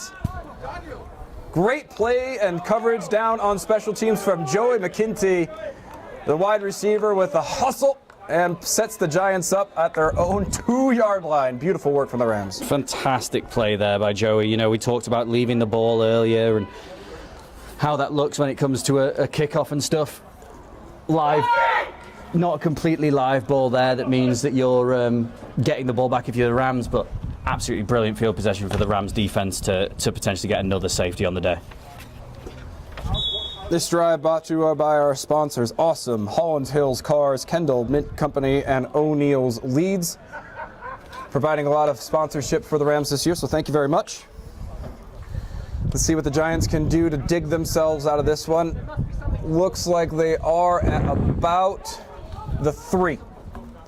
They've had a little trouble digging themselves out of this spot today. Newsom steps up, looking to blitz. Hayes back to pass, wants to go down the sideline, has a man just out of his reach. Fay on the coverage, and that one, it was good coverage, but a good throw, and just out of the reach of the receiver, Harvey Evans. I was one of those where it could have gone either way. Now you're throwing with the wind, and that ball just hung up ever so much for Hayes as he let that one go. Just slightly, but to pass from that close to your end zone is a very brave move by the Sheffield Giants with the speed and ability that this front 7 has for the Yorkshire Rams. To be fair, running didn't go out so well earlier, so I think I would do it if I were them. They do go to the ground on this one. Britton not able to get far. Safety again! Safety number 2 for the Rams. Boy, that is 10 points for the defense today. They are going to be happy about that. Absolutely brilliant there for the Rams defense to have, as you say there, 10 points on the day, 2 safeties, 1 touchdown. When you've got a defense that can score points just as easily as the offense can, then you've got yourself a team there who can really compete when it comes down to the end of the season. I feel bad not knowing who exactly that was, but I think it was Laws Lowish who was the first man in there on that one. I'm also not completely sure, having watched it on a screen zoomed in as well. But that does bring your score to 27-0. Rams keep the shutout and keep adding points on all sides of the football today. Hard work. It's just a hard spot for that offense to be in. They have not been able to dig themselves out well at all. But that safety brought to you by Awesome. the score was built. That score was built from the ground up, just like projects tackled every day with Awesome. From the garden to the workshop, Awesome has the tools and equipment to help you get the job done. And that's exactly what the Rams did there. As now they'll look to take possession off the back of the safety, up 27-0, and see what they can do on offense. Joey McKenty is one of the players back to receive. Harry Anchor the other. Harry Anchor the other, thank you. High, very high. McKenty comes up all the way to the 25 to get it. Now he looks north-south, looks to make a move. He does, shoulder down, and gets beyond midfield. Great return there. They'll take over at about the 37-yard line. Another good return there for the Yorkshire Rams to have starting field position in the offensive side of the field, in the Sheffield Giants end of the field, starting back across the halfway line. You can't ask for anything more if you're the offensive coordinator today. Your kick return units keep giving you good field position. See who comes back out at quarterback. It is going to be Dan Haywood again, staying back out there for his third drive. I'm also looking for Mikey Rojas and can't spot him myself. He could perhaps be sat down in one of the dugouts and we just can't see him. Yeah, tough to see. Rams come out and trips near side. Calvert back in at the starter. Oh, that's not great. Danzy's got to cover that one up, and he does. That's a tough start to the drive. Mishandled. That wasn't a bad snap. I think it was just a little bit mishandled off the start, and they're going to give up 12 yards on the loss. They did the same thing on the last drive as well. A couple of drives at the start, a couple of plays at the start of the drive didn't go their way. Lost some yards, backed themselves up in these kinds of situations. It's tough to dig yourself out of at a drive. A lot of the penalties today for the Yorkshire Rams have just been those, the connection penalties. It's not been necessarily holdings or personal fouls. It's been offsides and false starts and Jackson bad goes snaps. in motion and he gets the football. Good quick release from Haywood on that one. You could have seen that one coming from a mile away. Jackson just went up to the line, ran a little out route. He got the speed to turn once he makes that catch. Makes up the whole loss in one play plus some. They get about 15 on the play, set up 3rd and 8. Oh boy.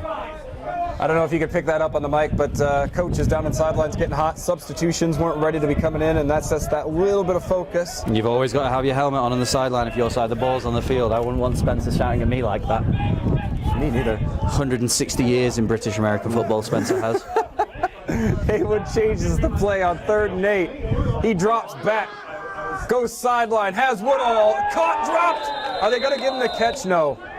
I think they may. That's a tough call. He did have it and try to make a move, and then he dropped it, and that definitely would have been a first down for the Rams. Good throw there from Haywood to find him on the sideline, and a good route. Just dropped it. Just unfortunate.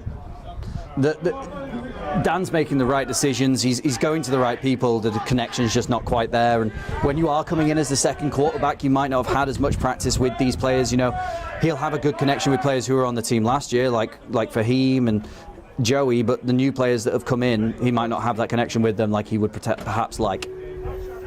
So they stay out there on 4th down. Haywood back to pass. He looks sideline. He's got Hassan, but he's going to be dragged down before he can get there. Good defensive play. Nice to see you. I think that was Alex Jack on the tackle. Nice work. And they get the turnover. Rams can't get what they need. They needed 7. They only got about 4, and the Giants will take it right there. Captain Eden Fay talking to the white hat now about something that seems to have occurred in that play. It looks like perhaps someone was stood on intentionally in that play, I think Eden's saying. You wouldn't like to speculate, but with him stomping on the floor and talking to the referee, I assume he's not just throwing a tantrum. Hard to tell. Excuse me, that one really got me. 1st and 10 for the Giants. Game slowed down here a little bit in the second half. Just 2 points here so far on the safety that the Rams had on the last defensive drive. So far, the offenses haven't been able to quite get going. I was speaking to Trish during the halftime break about the kick where we thought he was kicking on the wrong foot, and he was. He did. He kicked the PAT with his left foot, and in discussion they'd had a conversation when they were playing Chester about not wanting to go into the running clock situation as the play stops here, not wanting to go into the running clock situation to be able to give their secondary, 3rd, 4th string players time on the field, and the discussion was how can we guarantee that we won't score these points. I'll kick it with the wrong foot. So I And think he still nearly made it. He still nearly made it. I think that was a similar decision today. They want to get the game time for the other players. So how do you go about that? You put the kicker on the wrong foot and have him try and make the points with the wrong foot to guarantee missing those points. It's a good call on the team side to give your second, third and fourth string players that time on the field. So credit to the Rams for going about it that way. They could just try and run up the score. But if you do that, you're not developing the players you're not developing the younger players when your older players unfortunately retire. And that's what tends to happen to teams when they fold. So this is where the Giants take over, shot themselves on the foot on first down with a false start. Now they go back to work on the screen to Spooner. He tries to hit the sideline, and he's not going to get there. Tons of Rams there to take him down. Tyler Broad among them, comes up from the safety spot. And that's going to be a loss of 1-2. Good play there to get the tackle again. In the backfield behind the sticks, keep pushing the Giants back. The Giants offense today has probably got more negative yards than they do positive, or at least equal. So they'll be wanting to get moving forward a bit more here for the Giants, but I keep saying that on every play. And it doesn't seem to be occurring. Yeah, besides that one big play they had in the first half, they haven't had a whole lot of chunk plays. And now Hayes got to get himself out of trouble here. He drops, he retreats, and now he throws. That is going to be dropped. Couldn't quite pick it up. Would have been a 2 to 3 yard gain, maybe, if he would have held on to it, but wasn't able to on that one. And that's going to bring up 3rd and long. 3rd and 15, right about. Just trying to look who that was on that intended receiver for the Giants, trying to find his number. Yeah, Mohamedou Nije. Couldn't quite corral that one. And the Giants stay out in that formation, 2 receivers near side, tight end to the far side. Hayes comes back near side, can't make the tackle, bounces off a couple, and eventually makes his way for about a gain of 6, brings up 4th and 9. And we'll see here if they come out with the punt formation again or whether they go for it. It looks like the QB is swapping there, so I would imagine we're looking for the punt to come in and try and get rid of the ball. But the Rams are calling plays just in case they do decide to not punt the ball. As we've seen today, the Giants can either go for the punt or they can go for it on 4th down, depending on how they're feeling in that moment. Johnny Britt, I think, is going to be a little disappointed in himself on that one. Had a right good opportunity to come up and stick somebody, just didn't quite break down in that tackle. The rest of the defense was able to help him out. Matt Derrick back to receive this punt. Tyler Broad stays up to block, and he's just dominates somebody on the near sideline. Can't get away. High punt goes not very far, but another favorable bounce. And that's going to be bound at the 29-yard line. Caught that about a 30-yard punt. That's where the Rams will take over. Looking for points. I see Matt Fox out there, checks in for the offense today. Be playing that tight end H-back position, I believe, Matt Fox. Who's that number 0 out there for the Rams? For the Rams, that's Ibi Sardar. Ibrahim Sardar goes out to slot. Matt Fox in the other slot. It's not a place you see him very often. Haywood back to pass. He steps up, wants to go deep. He's got Woodall, just tipped. Haywood double clutched on that one and ended up leaving the safety to be able to come back in to make the play. Gets the tip. And that's going to bring up 2nd down. But looking for Woodall again downfield, just can't quite find that connection. That double clutch had me going down the field before the ball had even gone. Curtis Luwani on the coverage. Brings up 2nd down.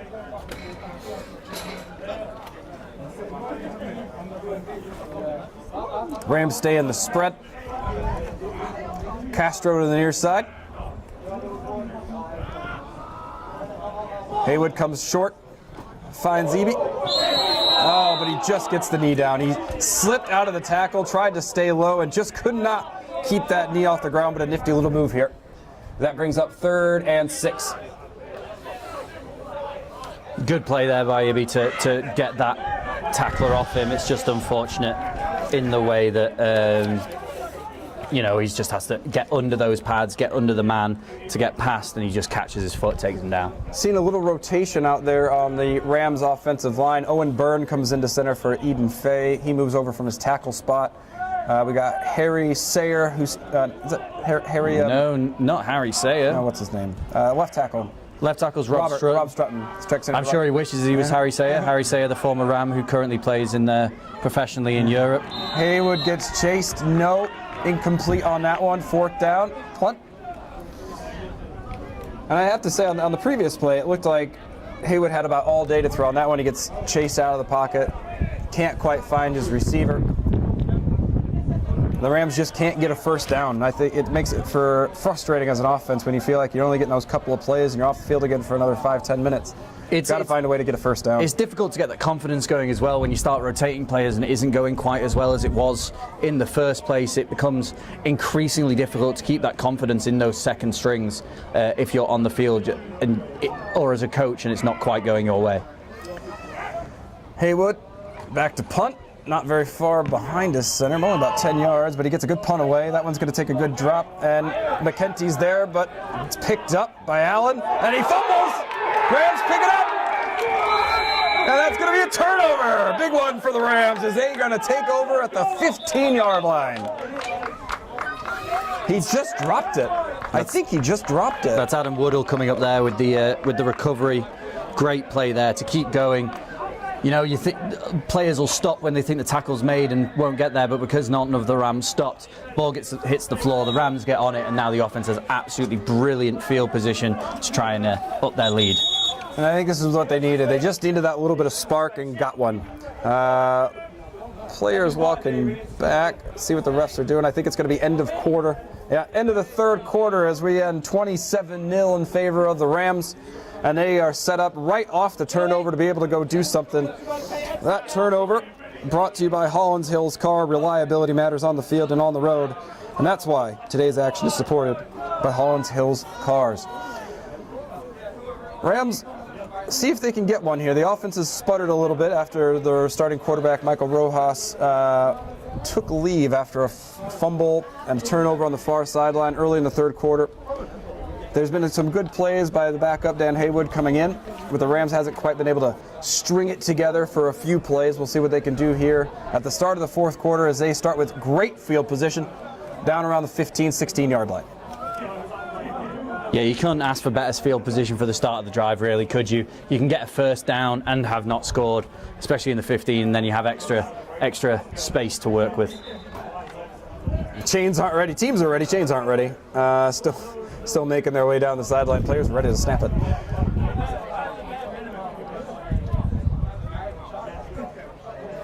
I think we got a new right tackle I didn't get to as well. Let's see who that is.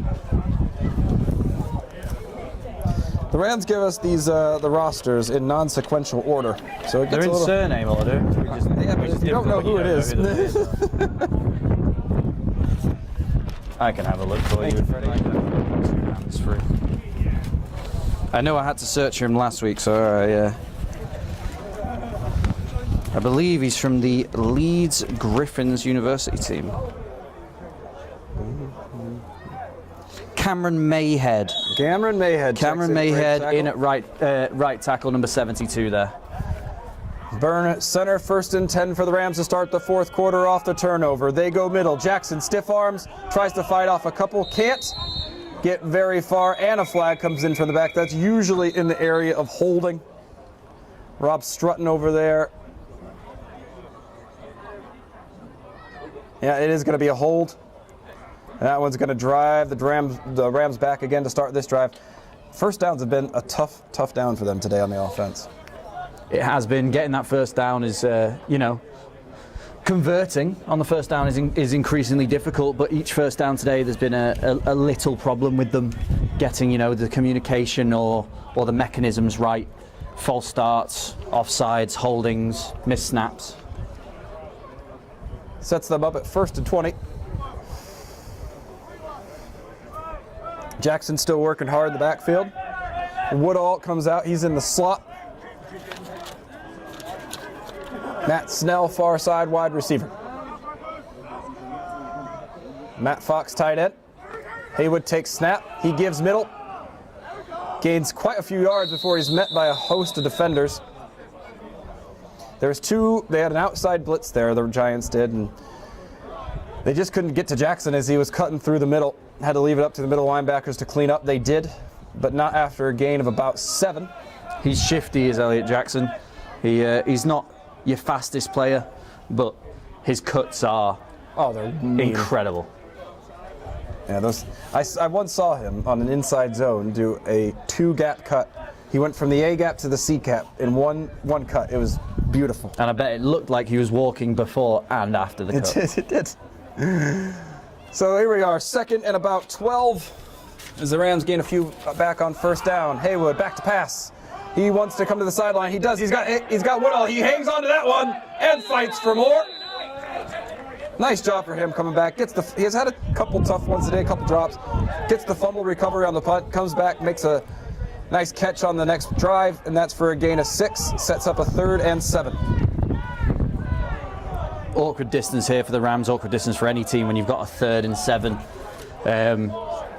With the running backs that the Rams have, you could run it and commit to running that ball, or you could pass it, but as we can see from the weather here, if we look at the trees, they're all blowing in the opposite direction to the way you want to be throwing the ball, so you're throwing into the wind on a 3rd and long. It's not the easiest situation. Trips to the left side. Haywood looks to his right. He wants Snell. Now he goes back to the left. He's got Woodall. He's got Ibrahim. He's got him. He's got a touchdown. Touchdown, Ibby. Makes the play on the far side on the dive. 6 more for the Rams. What a play. I'm not sure if that pass was intended for Ibby. From what it looked like, it was going to the target in front, just missed, and Ibby's able to get himself under the ball.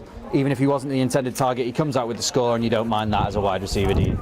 Not at all. And yeah, there was 2 people over there to make the play, and he did really well. Ibby Sardar, excuse me, with the touchdown reception.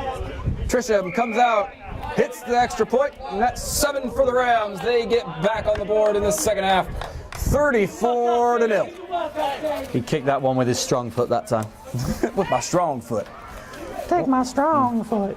Haywood came in there, he just let it go really nice. He looked to the near side, he wanted Snell on the post, and then came back across in his progressions. I think he saw the out route to Woodall on the far side, overthrew him slightly, but also had the kind of a flood concept to that side. So you had Ibby Sardar right there in the neighborhood as well, breaks his route off, dives to the front corner of the end zone, and makes a terrific play and sets up the Rams touchdown. Good work by the Rams. Lovely work by the Rams there. 34 points, which means they're still not in the running clock quite yet. They're still trying to get their players that time on the field. I'd say there's probably about, half of the last quarter left. Yeah, I call about 6-7 minutes left in the 4th quarter. No, that was the first drive, so it'll be more like 10.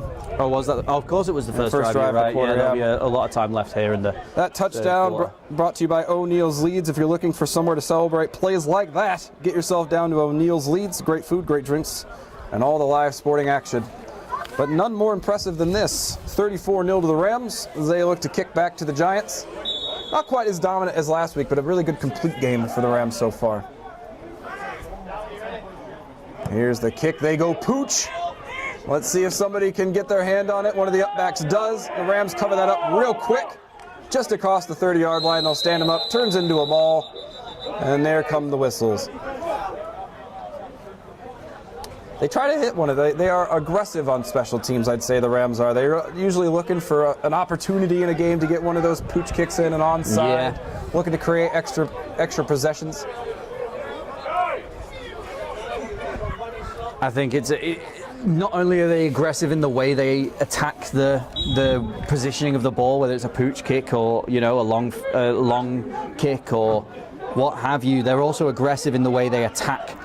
Each individual player attacks the role of a kickoff unit member or a kick return unit member, always looking for that free contact you can get. As I said in the first stream of the year, I absolutely love special teams because you just get to hit someone regardless of where the ball is.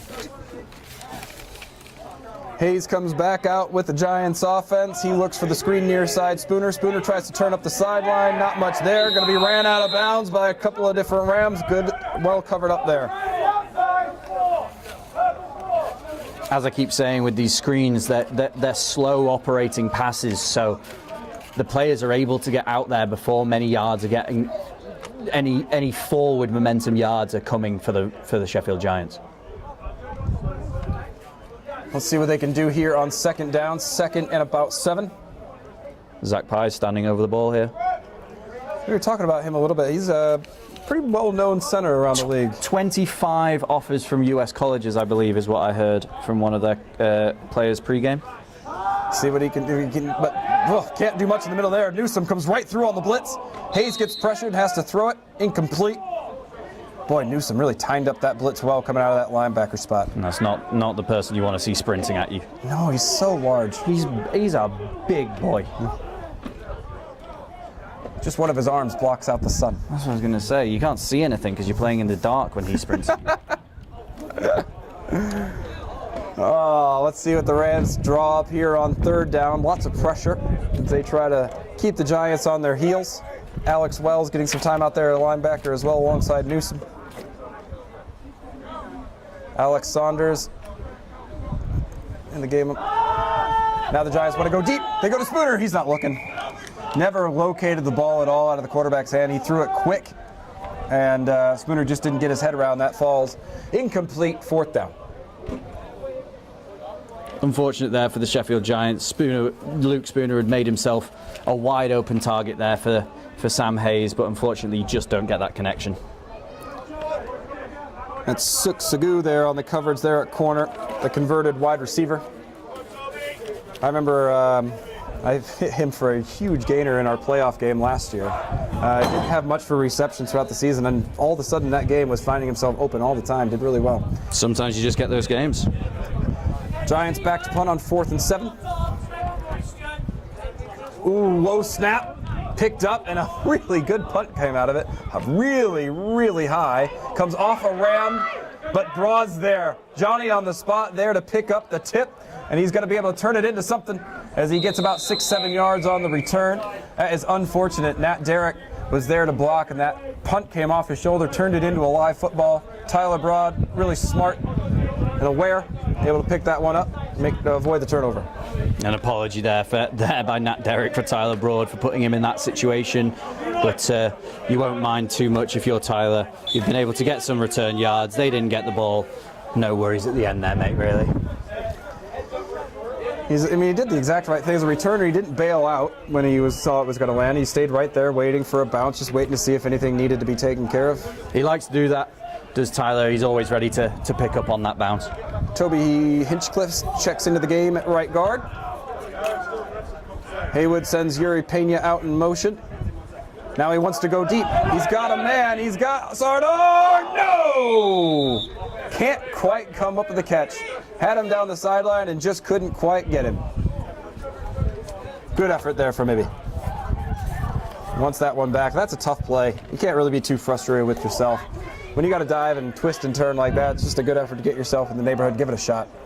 But I like Haywood's confidence to go deep there. He had the time, sat in the pocket, made a good throw. 2nd and 10. Midway through the 4th quarter, Rams looking for more points. Up 34-0. Haywood takes a snap, looks left. He's got time. He's got time. Now he comes back underneath. That's a bad ball. And it's dropped. I'm not sure what Haywood saw, but he floated one to the middle of the field, and that is always very, very dangerous, and luckily it falls. Ray Muhammad couldn't make the catch. They call him Sunshine. Number 11 there, as you say, after the play, celebrating that he'd batted down the ball, but it was a bit of a smaller one for him there. Yeah, we'll call it a bat down, sure. As it goes through his hands, he then gives a star jump to the Rams sideline. He just seems to be having fun out there. Sorry, that was Curtis Luwani on the drop there. Haywood, back to pass. He wants to get it. Now he steps up to run. McKinty turns around, sets a block. That's going to turn into a positive gainer for the Rams, and it's going to be a 1st down. 3rd and 10, and the QB scrambles for 15 yards, turns it into a 1st down. Brilliant run there by Dan Haywood. It was he waited. He He's played, looking like a he took quarterback. his time, he was keeping his eyes downfield, and then just when there was no options, he then lets himself release, gives himself that opportunity to go get the yards himself, gets the first down. And he is quick, got good legs underneath him. Let's see what they can do on first down. Rams looking for more, up 34-0 here in the fourth quarter. Burns snaps. Haywood back to pass. Castro catches, yes! That's a gain of 7 on first down. Iago Castro, the former Sheffield Giant, 2 catches today against his former team. Substituting out now for Adam Woodall. Trish is getting some time on the offensive side of the field. Not just a kicker, as we've said throughout the game. We'll see if he gets any targets now that he is out with the offense. Sakar on the slide, he's got Woodall next to him. McKinty, wide out near side, Yuri Pena, the running back. Haywood flips him. And they're checking the play out there. Let's see what Haywood wants. He wants a pass, and he wants to go deep. Now he fires back across the middle, incomplete. Looking for Castro, just behind him. Well defended by the Giants, brings up third down. Let's call it 3rd and 4. Let's see what they want to do here. They have a good mix of run and pass. They still have Yuri Pena, who is a very good running back. Only had Difficult to bring down. Only had a couple of carries today. Sardar checks back into the slot. Giants show blitz. Haywood stands in. He's got Sardar sideline catch. Gets out to the 25. He's fast. And down to the 22-yard line. And that's going to be a gain of 15. Sardar with another reception, having himself a good second half. Brilliant getting in here in the second half and making an impact, Ibby. I did notice when we're talking about it today, there feels like there's been a lot of rotation in the wide receiver room here for the Rams, but unlike last week and the last stream we did against Glasgow as well, it doesn't feel like there's been a whole lot of rotation in the backfield quite as much. Last week we saw a number of running backs. I think we saw 4 or 5 different running backs last week. This week we've only seen the 2, Elliot Jackson and Yuri Pena, coming in now. Haywood changes the play again. The backup coming in, commanding the offense. He goes play action. Now he goes back to the sideline. That's Sarkar on the catch, and he gets a gain of 9. The kicker and wide receiver comes in, makes a good reception on the out route, turns it into 9. Rams starting to tick. Troy Palamini there, his long hair flowing out the back of his helmet. I'd love to see him go on a 4 verts and just watch that flow, that absolute lettuce coming out the back of his helmet. He's not as he slowed down sprints by that the field. beard anymore either. No, more aerodynamic. Because when you're wearing an American football helmet, that's what you need to worry about. Your beard. 2nd and 2. They come out in spread. Pena in the backfield. They go play action. They want to go back to the outside. It seems to be a little miscommunication. Looked like they were trying to run a little over-under concept with the wide receivers. Got bunched up. Falls incomplete. 3rd and 3. 3rd and 2, excuse me. Castro checks out of the game. And see what the Rams want to do here on 3rd down. Giants been sending a lot of pressure, but the O-line's been dealing with it well. Playing with a few backups along the O-line. Haywood still had time. They go trips to the left. Single receiver right. Haywood looks left. He's got the corner wide open. Touchdown if he stayed in.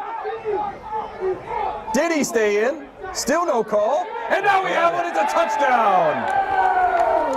Acrobatic catch there by Ben Dolan. Ben Dolan with a great catch in the back of the end zone. Able to hang on. Good throw by Haywood down the sideline. Now the refs want to talk about it. I mean, with the 5-man crew, no backfield judge over there. It's really hard to see on that back line. You almost just got to go with your gut. Did it look like he stayed in? And he does! They finally get the call. Touchdown Rams. 2 passing touchdowns for the quarterback Dana Haywood, coming in the second half of the injured Michael Rojas. And again, that's another wide receiver today, a different wide receiver than we've seen throughout this season, scoring a touchdown. Each of these wide receivers are showing off today what their talent is throughout the season. You've got Matt Snell getting touchdowns, Adam Woodall, Fish, and now Ben Dolan as well. Ibby, everyone's getting their hands on the ball throughout Looks like this the season for passing the Rams. game woke up on that drive as well. They were really content to keep chucking it, and Haywood was able to find his man, and that one's going to be up and good from Sarkar. Brings the score to 41-0 for the Rams. Now that looks like a dominating scoreline. It does feel like a dominating scoreline now, 41-0. Obviously, it felt for a while like the Giants, there was no way of them getting back into this game. That really, now it doesn't show a one-sided game. It shows absolute dominance from the Yorkshire Rams as a 41-0. And this is about where they were, what they get, about 48-0 in their last game. So right around that mark again. Feeling very confident as a team. Consistently strong, these Yorkshire Rams are. Every year getting the results that they need to get them to where they want to be in the season. And as we look at it now, this postseason isn't too far away in terms of the amount of fixtures remaining in the season. I know they'll be looking forward to that, but if it's anything like the last couple of years, the P word is not to be spoken around the Rams team at Not this just point yet. in the season. Not quite just yet. Got to play Newcastle again and see how that result goes. Will they still make the playoffs if either way that game goes? It depends on the results throughout the rest of the league, I believe. Yeah. So if the only team we lost to is Newcastle, and Newcastle have lost to no one. Yeah, but we'll get Rams will be up for a wild card. You would think so with just 2 losses, but as I said, it depends on, we could lose to someone else. They got the Giants next week at their place, and then they come back to Newcastle. Here's a pooch kick again. That one drops. That one's might have a chance to be collected by the Rams. It's on the floor. It's a fight at the bottom of the pile. Let's see who comes up with it. The Giants came up, hesitated to come get it, and that one is going to be collected by the Rams. Broad comes up with it from the bottom of the pile. Unfortunately, Faith is still down, however, on the field. He's a tough lad, rolls himself up. And the Rams take over on offense again. Hopping off his Faith. Oh, they're carrying him off. Carrying him off. Oh, that is some good teammates there. Pick him up by the armpits and carry him. Wellesley and Robin carrying him off the field there. That's what good a pair teammates. of boys. The Rams come out again on 1st and 10. Looking really good on offense here in the 3rd and 4th quarter. If you're Sam Hayes for the Giants at this point, you've probably got your feet up on the sideline. You haven't been on the field in a good couple of minutes. It's been a while. It's been a while for the Giants offense. Haywood taps his bum. Looks like usually means he's going deep, and he does. He wants McKinty sideline. Can he stay in? Oh! Just loses the end, but he draws the PI. That'll be a 15-yarder. McKinty nearly made the play there. He's a big guy. He can really stretch when that ball's near the sideline. Another slim reaper. Ben Robson on the coverage and interfered with him a little early, and they'll have to take the 15-yard penalty. And that will put the Rams at about the 10, 12-yard line. They're at the 24, so they'll walk off half the distance. And that'll be first down for the 12. I love that when a quarterback just taps and says, I'm going to go deep, and he did. And I think if he put that in about the right spot, maybe a little more distance, Gwynn probably kept that one up just a little bit. But either way, the Rams are knocking on the door again. McKinty switches side. He goes left side. Woodall, near side. Sarkar and Calvert, your slots. Painter, your running back. Giants show blitz. Here they come. Haywood back over the middle. He's got Woodall just off his hands. He wanted the slant up a little bit high. Just couldn't hang on. Very selfishly, from a streaming perspective, I'm really glad that ball wasn't caught. Otherwise, we wouldn't have seen it because of the VO pole. You just zoom out a little. Yeah, but even then, the catch would have been right behind it, even if I was zoomed out. It's like Mike Wazowski with the logo over him. Second down and goal from the 10. Yeah, they did mark him at just the 10, so it is second and goal. No first downs available. Haywood wants to throw again. He looks right. He's got his man in the corner. He gets popped. Does he hang on? Yes, he does! Rams touchdown! Oh, he called it. You could see him waving that arm. Had all the space in the corner to work with. Gets rocked, and he holds on. 3 passing touchdowns from Dan Haywood. And 2 catching touchdowns for Ribby there. You've seen some consistency. Obviously, those 2 played together last year. They have that relationship there. As I was saying, when you're playing with people you've got that connection with already, it's what you want to see. And just, I want to give a real shout out to the Rams offensive line here in the fourth quarter, because even being 3 starters not in the game, Haywood's had time. He's had time to sit back there, dissect, make plays, find the right guy. This has been a really good offensive display in the fourth quarter. It really has, just keeping the foot on the throat. And because of the way that, on some of these plays, because they're not scoring, they're getting right close to the end zone, it's just taking more and more time off the clock. Here we go. They go to the air again. Haywood looks left. He goes corner. McKinty, jump ball! Just can't hang on. He was trying to pull that over the top of his head. I've seen him make that catch before, but can't hold on to that one. And that's going to be, they just can't quite hold on. 2-point no good. That keeps the score at 47-0 as the Rams go back to kickoff. Can't be much time left in this game now, so we still haven't had the 2-minute warning. McKinty's a good player, really good player. Been here with the Rams for a long time. Nice to see him get a couple of looks on that drive. Draws the penalty on one note and just can't quite come up. He had to do a lot of work against that corner. Really had to reach over almost pull it off his face mask. Just can't quite hang on. He's so tall though and so long, Joey, that he can do those things. He can reach over the top of someone and pull it up from in front of them over their head, because not only is he tall and got a long reach, but he also really can get up there. He has some hops on him. There was a play a couple of years ago. He was playing Glasgow, and it was fairly tight. And he had a game-winning catch where he took it off a cornerback's helmet. Yeah. It was amazing. It was one of the best catches I've ever seen in real life. So the Rams back to Sheffield next week. And they'll have to do this all again. Got to take it one game at a time, but they'll feel pretty comfortable going into that game. And then they got the big one against Newcastle here to the end of the season. Sarkar with the big boot. Keeps that one in. Bounces about the 5, and there's the coverage brought on top of him. Dolan there as well. Big pop, but doesn't wrap him up, and that keeps the wide receiver going. Spooner eventually does fumble out of bounds. And that's where the drive will start at about the 20-yard line. 1st and 10.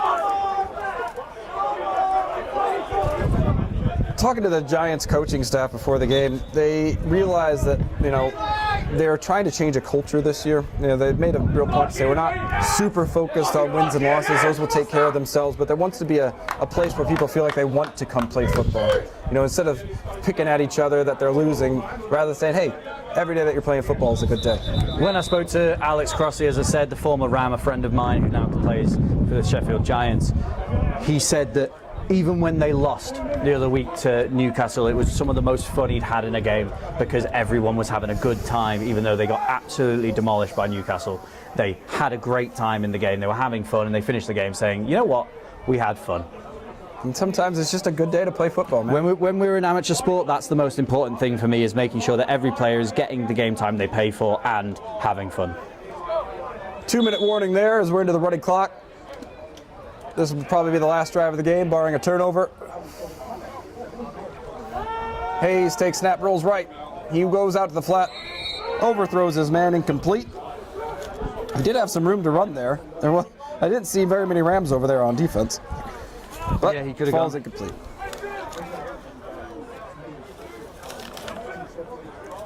Trying to look for who that was. Don't see him listed on the roster. Mystery player. Oh, there he is. Rak Manku was the intended receiver on that one. He stays in the game at tight end. Giants go 2 wide receivers to the right, 1 to the left. Is that a new quarterback in the game? No, still Sam. Now he goes. He has Allen. Reception. Grit over there on the tackle. Finally does bring him down after a gain of 7. Way to stay with him after the catch. Johnny Grit just got his hands on the jersey there, and that was that. And the Rams are going to take a timeout to try to squeeze another possession out of this game. I think they really want 50. I think they really want 50. I heard Christian Thompson talking to the team at halftime, just before the start of the halftime break, and he was saying, we haven't had a 50-0 game yet this season. Wouldn't today be a really nice day to get a 50-0 game? Hey man, if you're the acting head coach and you get the 50-0, yeah, exactly. A burger and a donut, that's dinner for everybody. Duro checks off.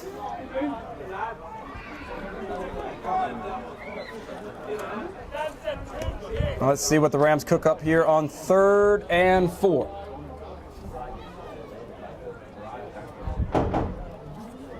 Chris Peel stays in line at D-line. Stays in the game at D-line. Derek on Spooner here on the outside. Hayes looks the other way. He goes right. He wants to go deep against Fate. That falls incomplete. James Habador. Habadora, excuse me. Can't bring that one in. We're going to be very near the end of the game here. Timeout Rams again. Timeout. Brings up the 4th down. And you may be asking why they're doing that. Well, it's a running clock, so even with an incomplete pass, the clock keeps rolling.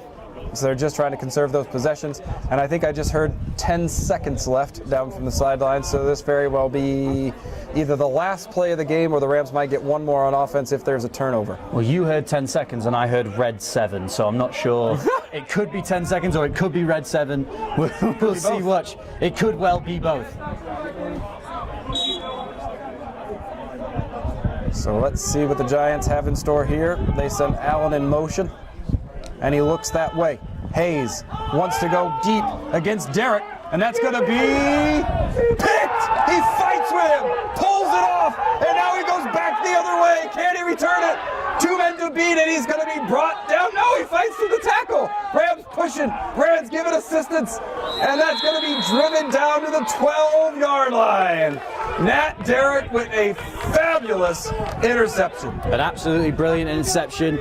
The Sheffield Giants, their mantra this year is brick by brick, and unfortunately for Sam Hayes in this game, it has very much been pick by pick for him in this game. I think that is the 3rd interception for the Yorkshire Rams, pick by pick by pick here on a Sunday afternoon at West Leeds.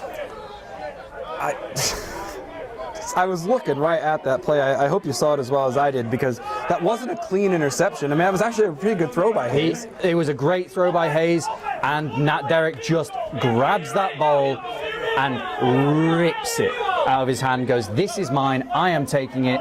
Possession is 9/10 of the law. Goodbye." Okay, so it's really nice that Matt Fox has such a loud voice down there for the Rams, because I just heard, so we've got 23 seconds left. The Rams definitely want 50.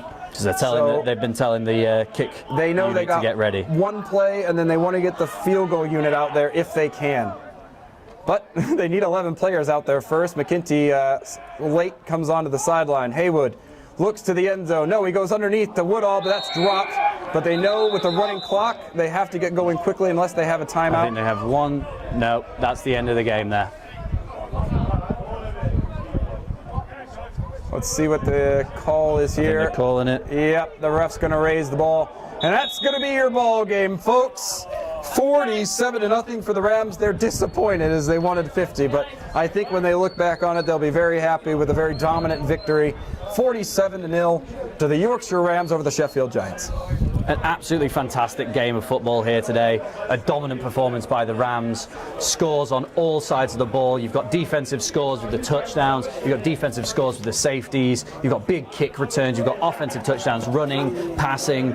Absolutely brilliant show here by the Yorkshire Rams. And when it comes to the first of these 2 Yorkshire derbies in back-to-back weeks,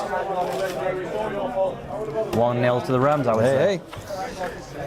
It was an interesting game because the Rams were very dominant in the first half, but even a little flat. Michael Rojas, the quarterback, gets injured early in the 3rd quarter. Dan Haywood has to come in for the Rams and is brilliant as he comes in and just slots right in. In fact, I think the Rams took it up a notch with him behind the scenes. And they come out with a really dominant victory today. Obviously, the defense gets a lot of credit. They got 10 points on the board themselves. And then the offense decided they wanted to get some points too and came on in the 4th quarter. Yeah, it was Dan coming in recovery. I'm not sure what happened to Mikey Rojas. Hopefully we'll get some information post-game and we'll be able to tell you what happened next time we're streaming. But yeah, for Dan to come in and really show that it doesn't matter who's in at QB, we can still be successful. It's really great to see. In terms of the next time we'll be back with you, the 5th of July is our home game here against the the Newcastle Vikings last game of the season, last regular season game at home here at West Leeds. So if you're not going to be joining us on the stream, get yourself down here. It'll be a very sunny day, hopefully. I'm not jinxing that there. It'll be lovely to see more people down here on the sideline. But if you can't, myself and Taylor will join you for that Sunday afternoon to bring you some more Rams football fun.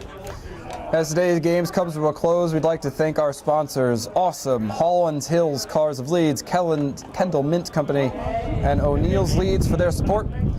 Thank you for being here, and we'll be checking back in with you next time on the 5th when the Newcastle Vikings come to town. See you later. Thank you very much.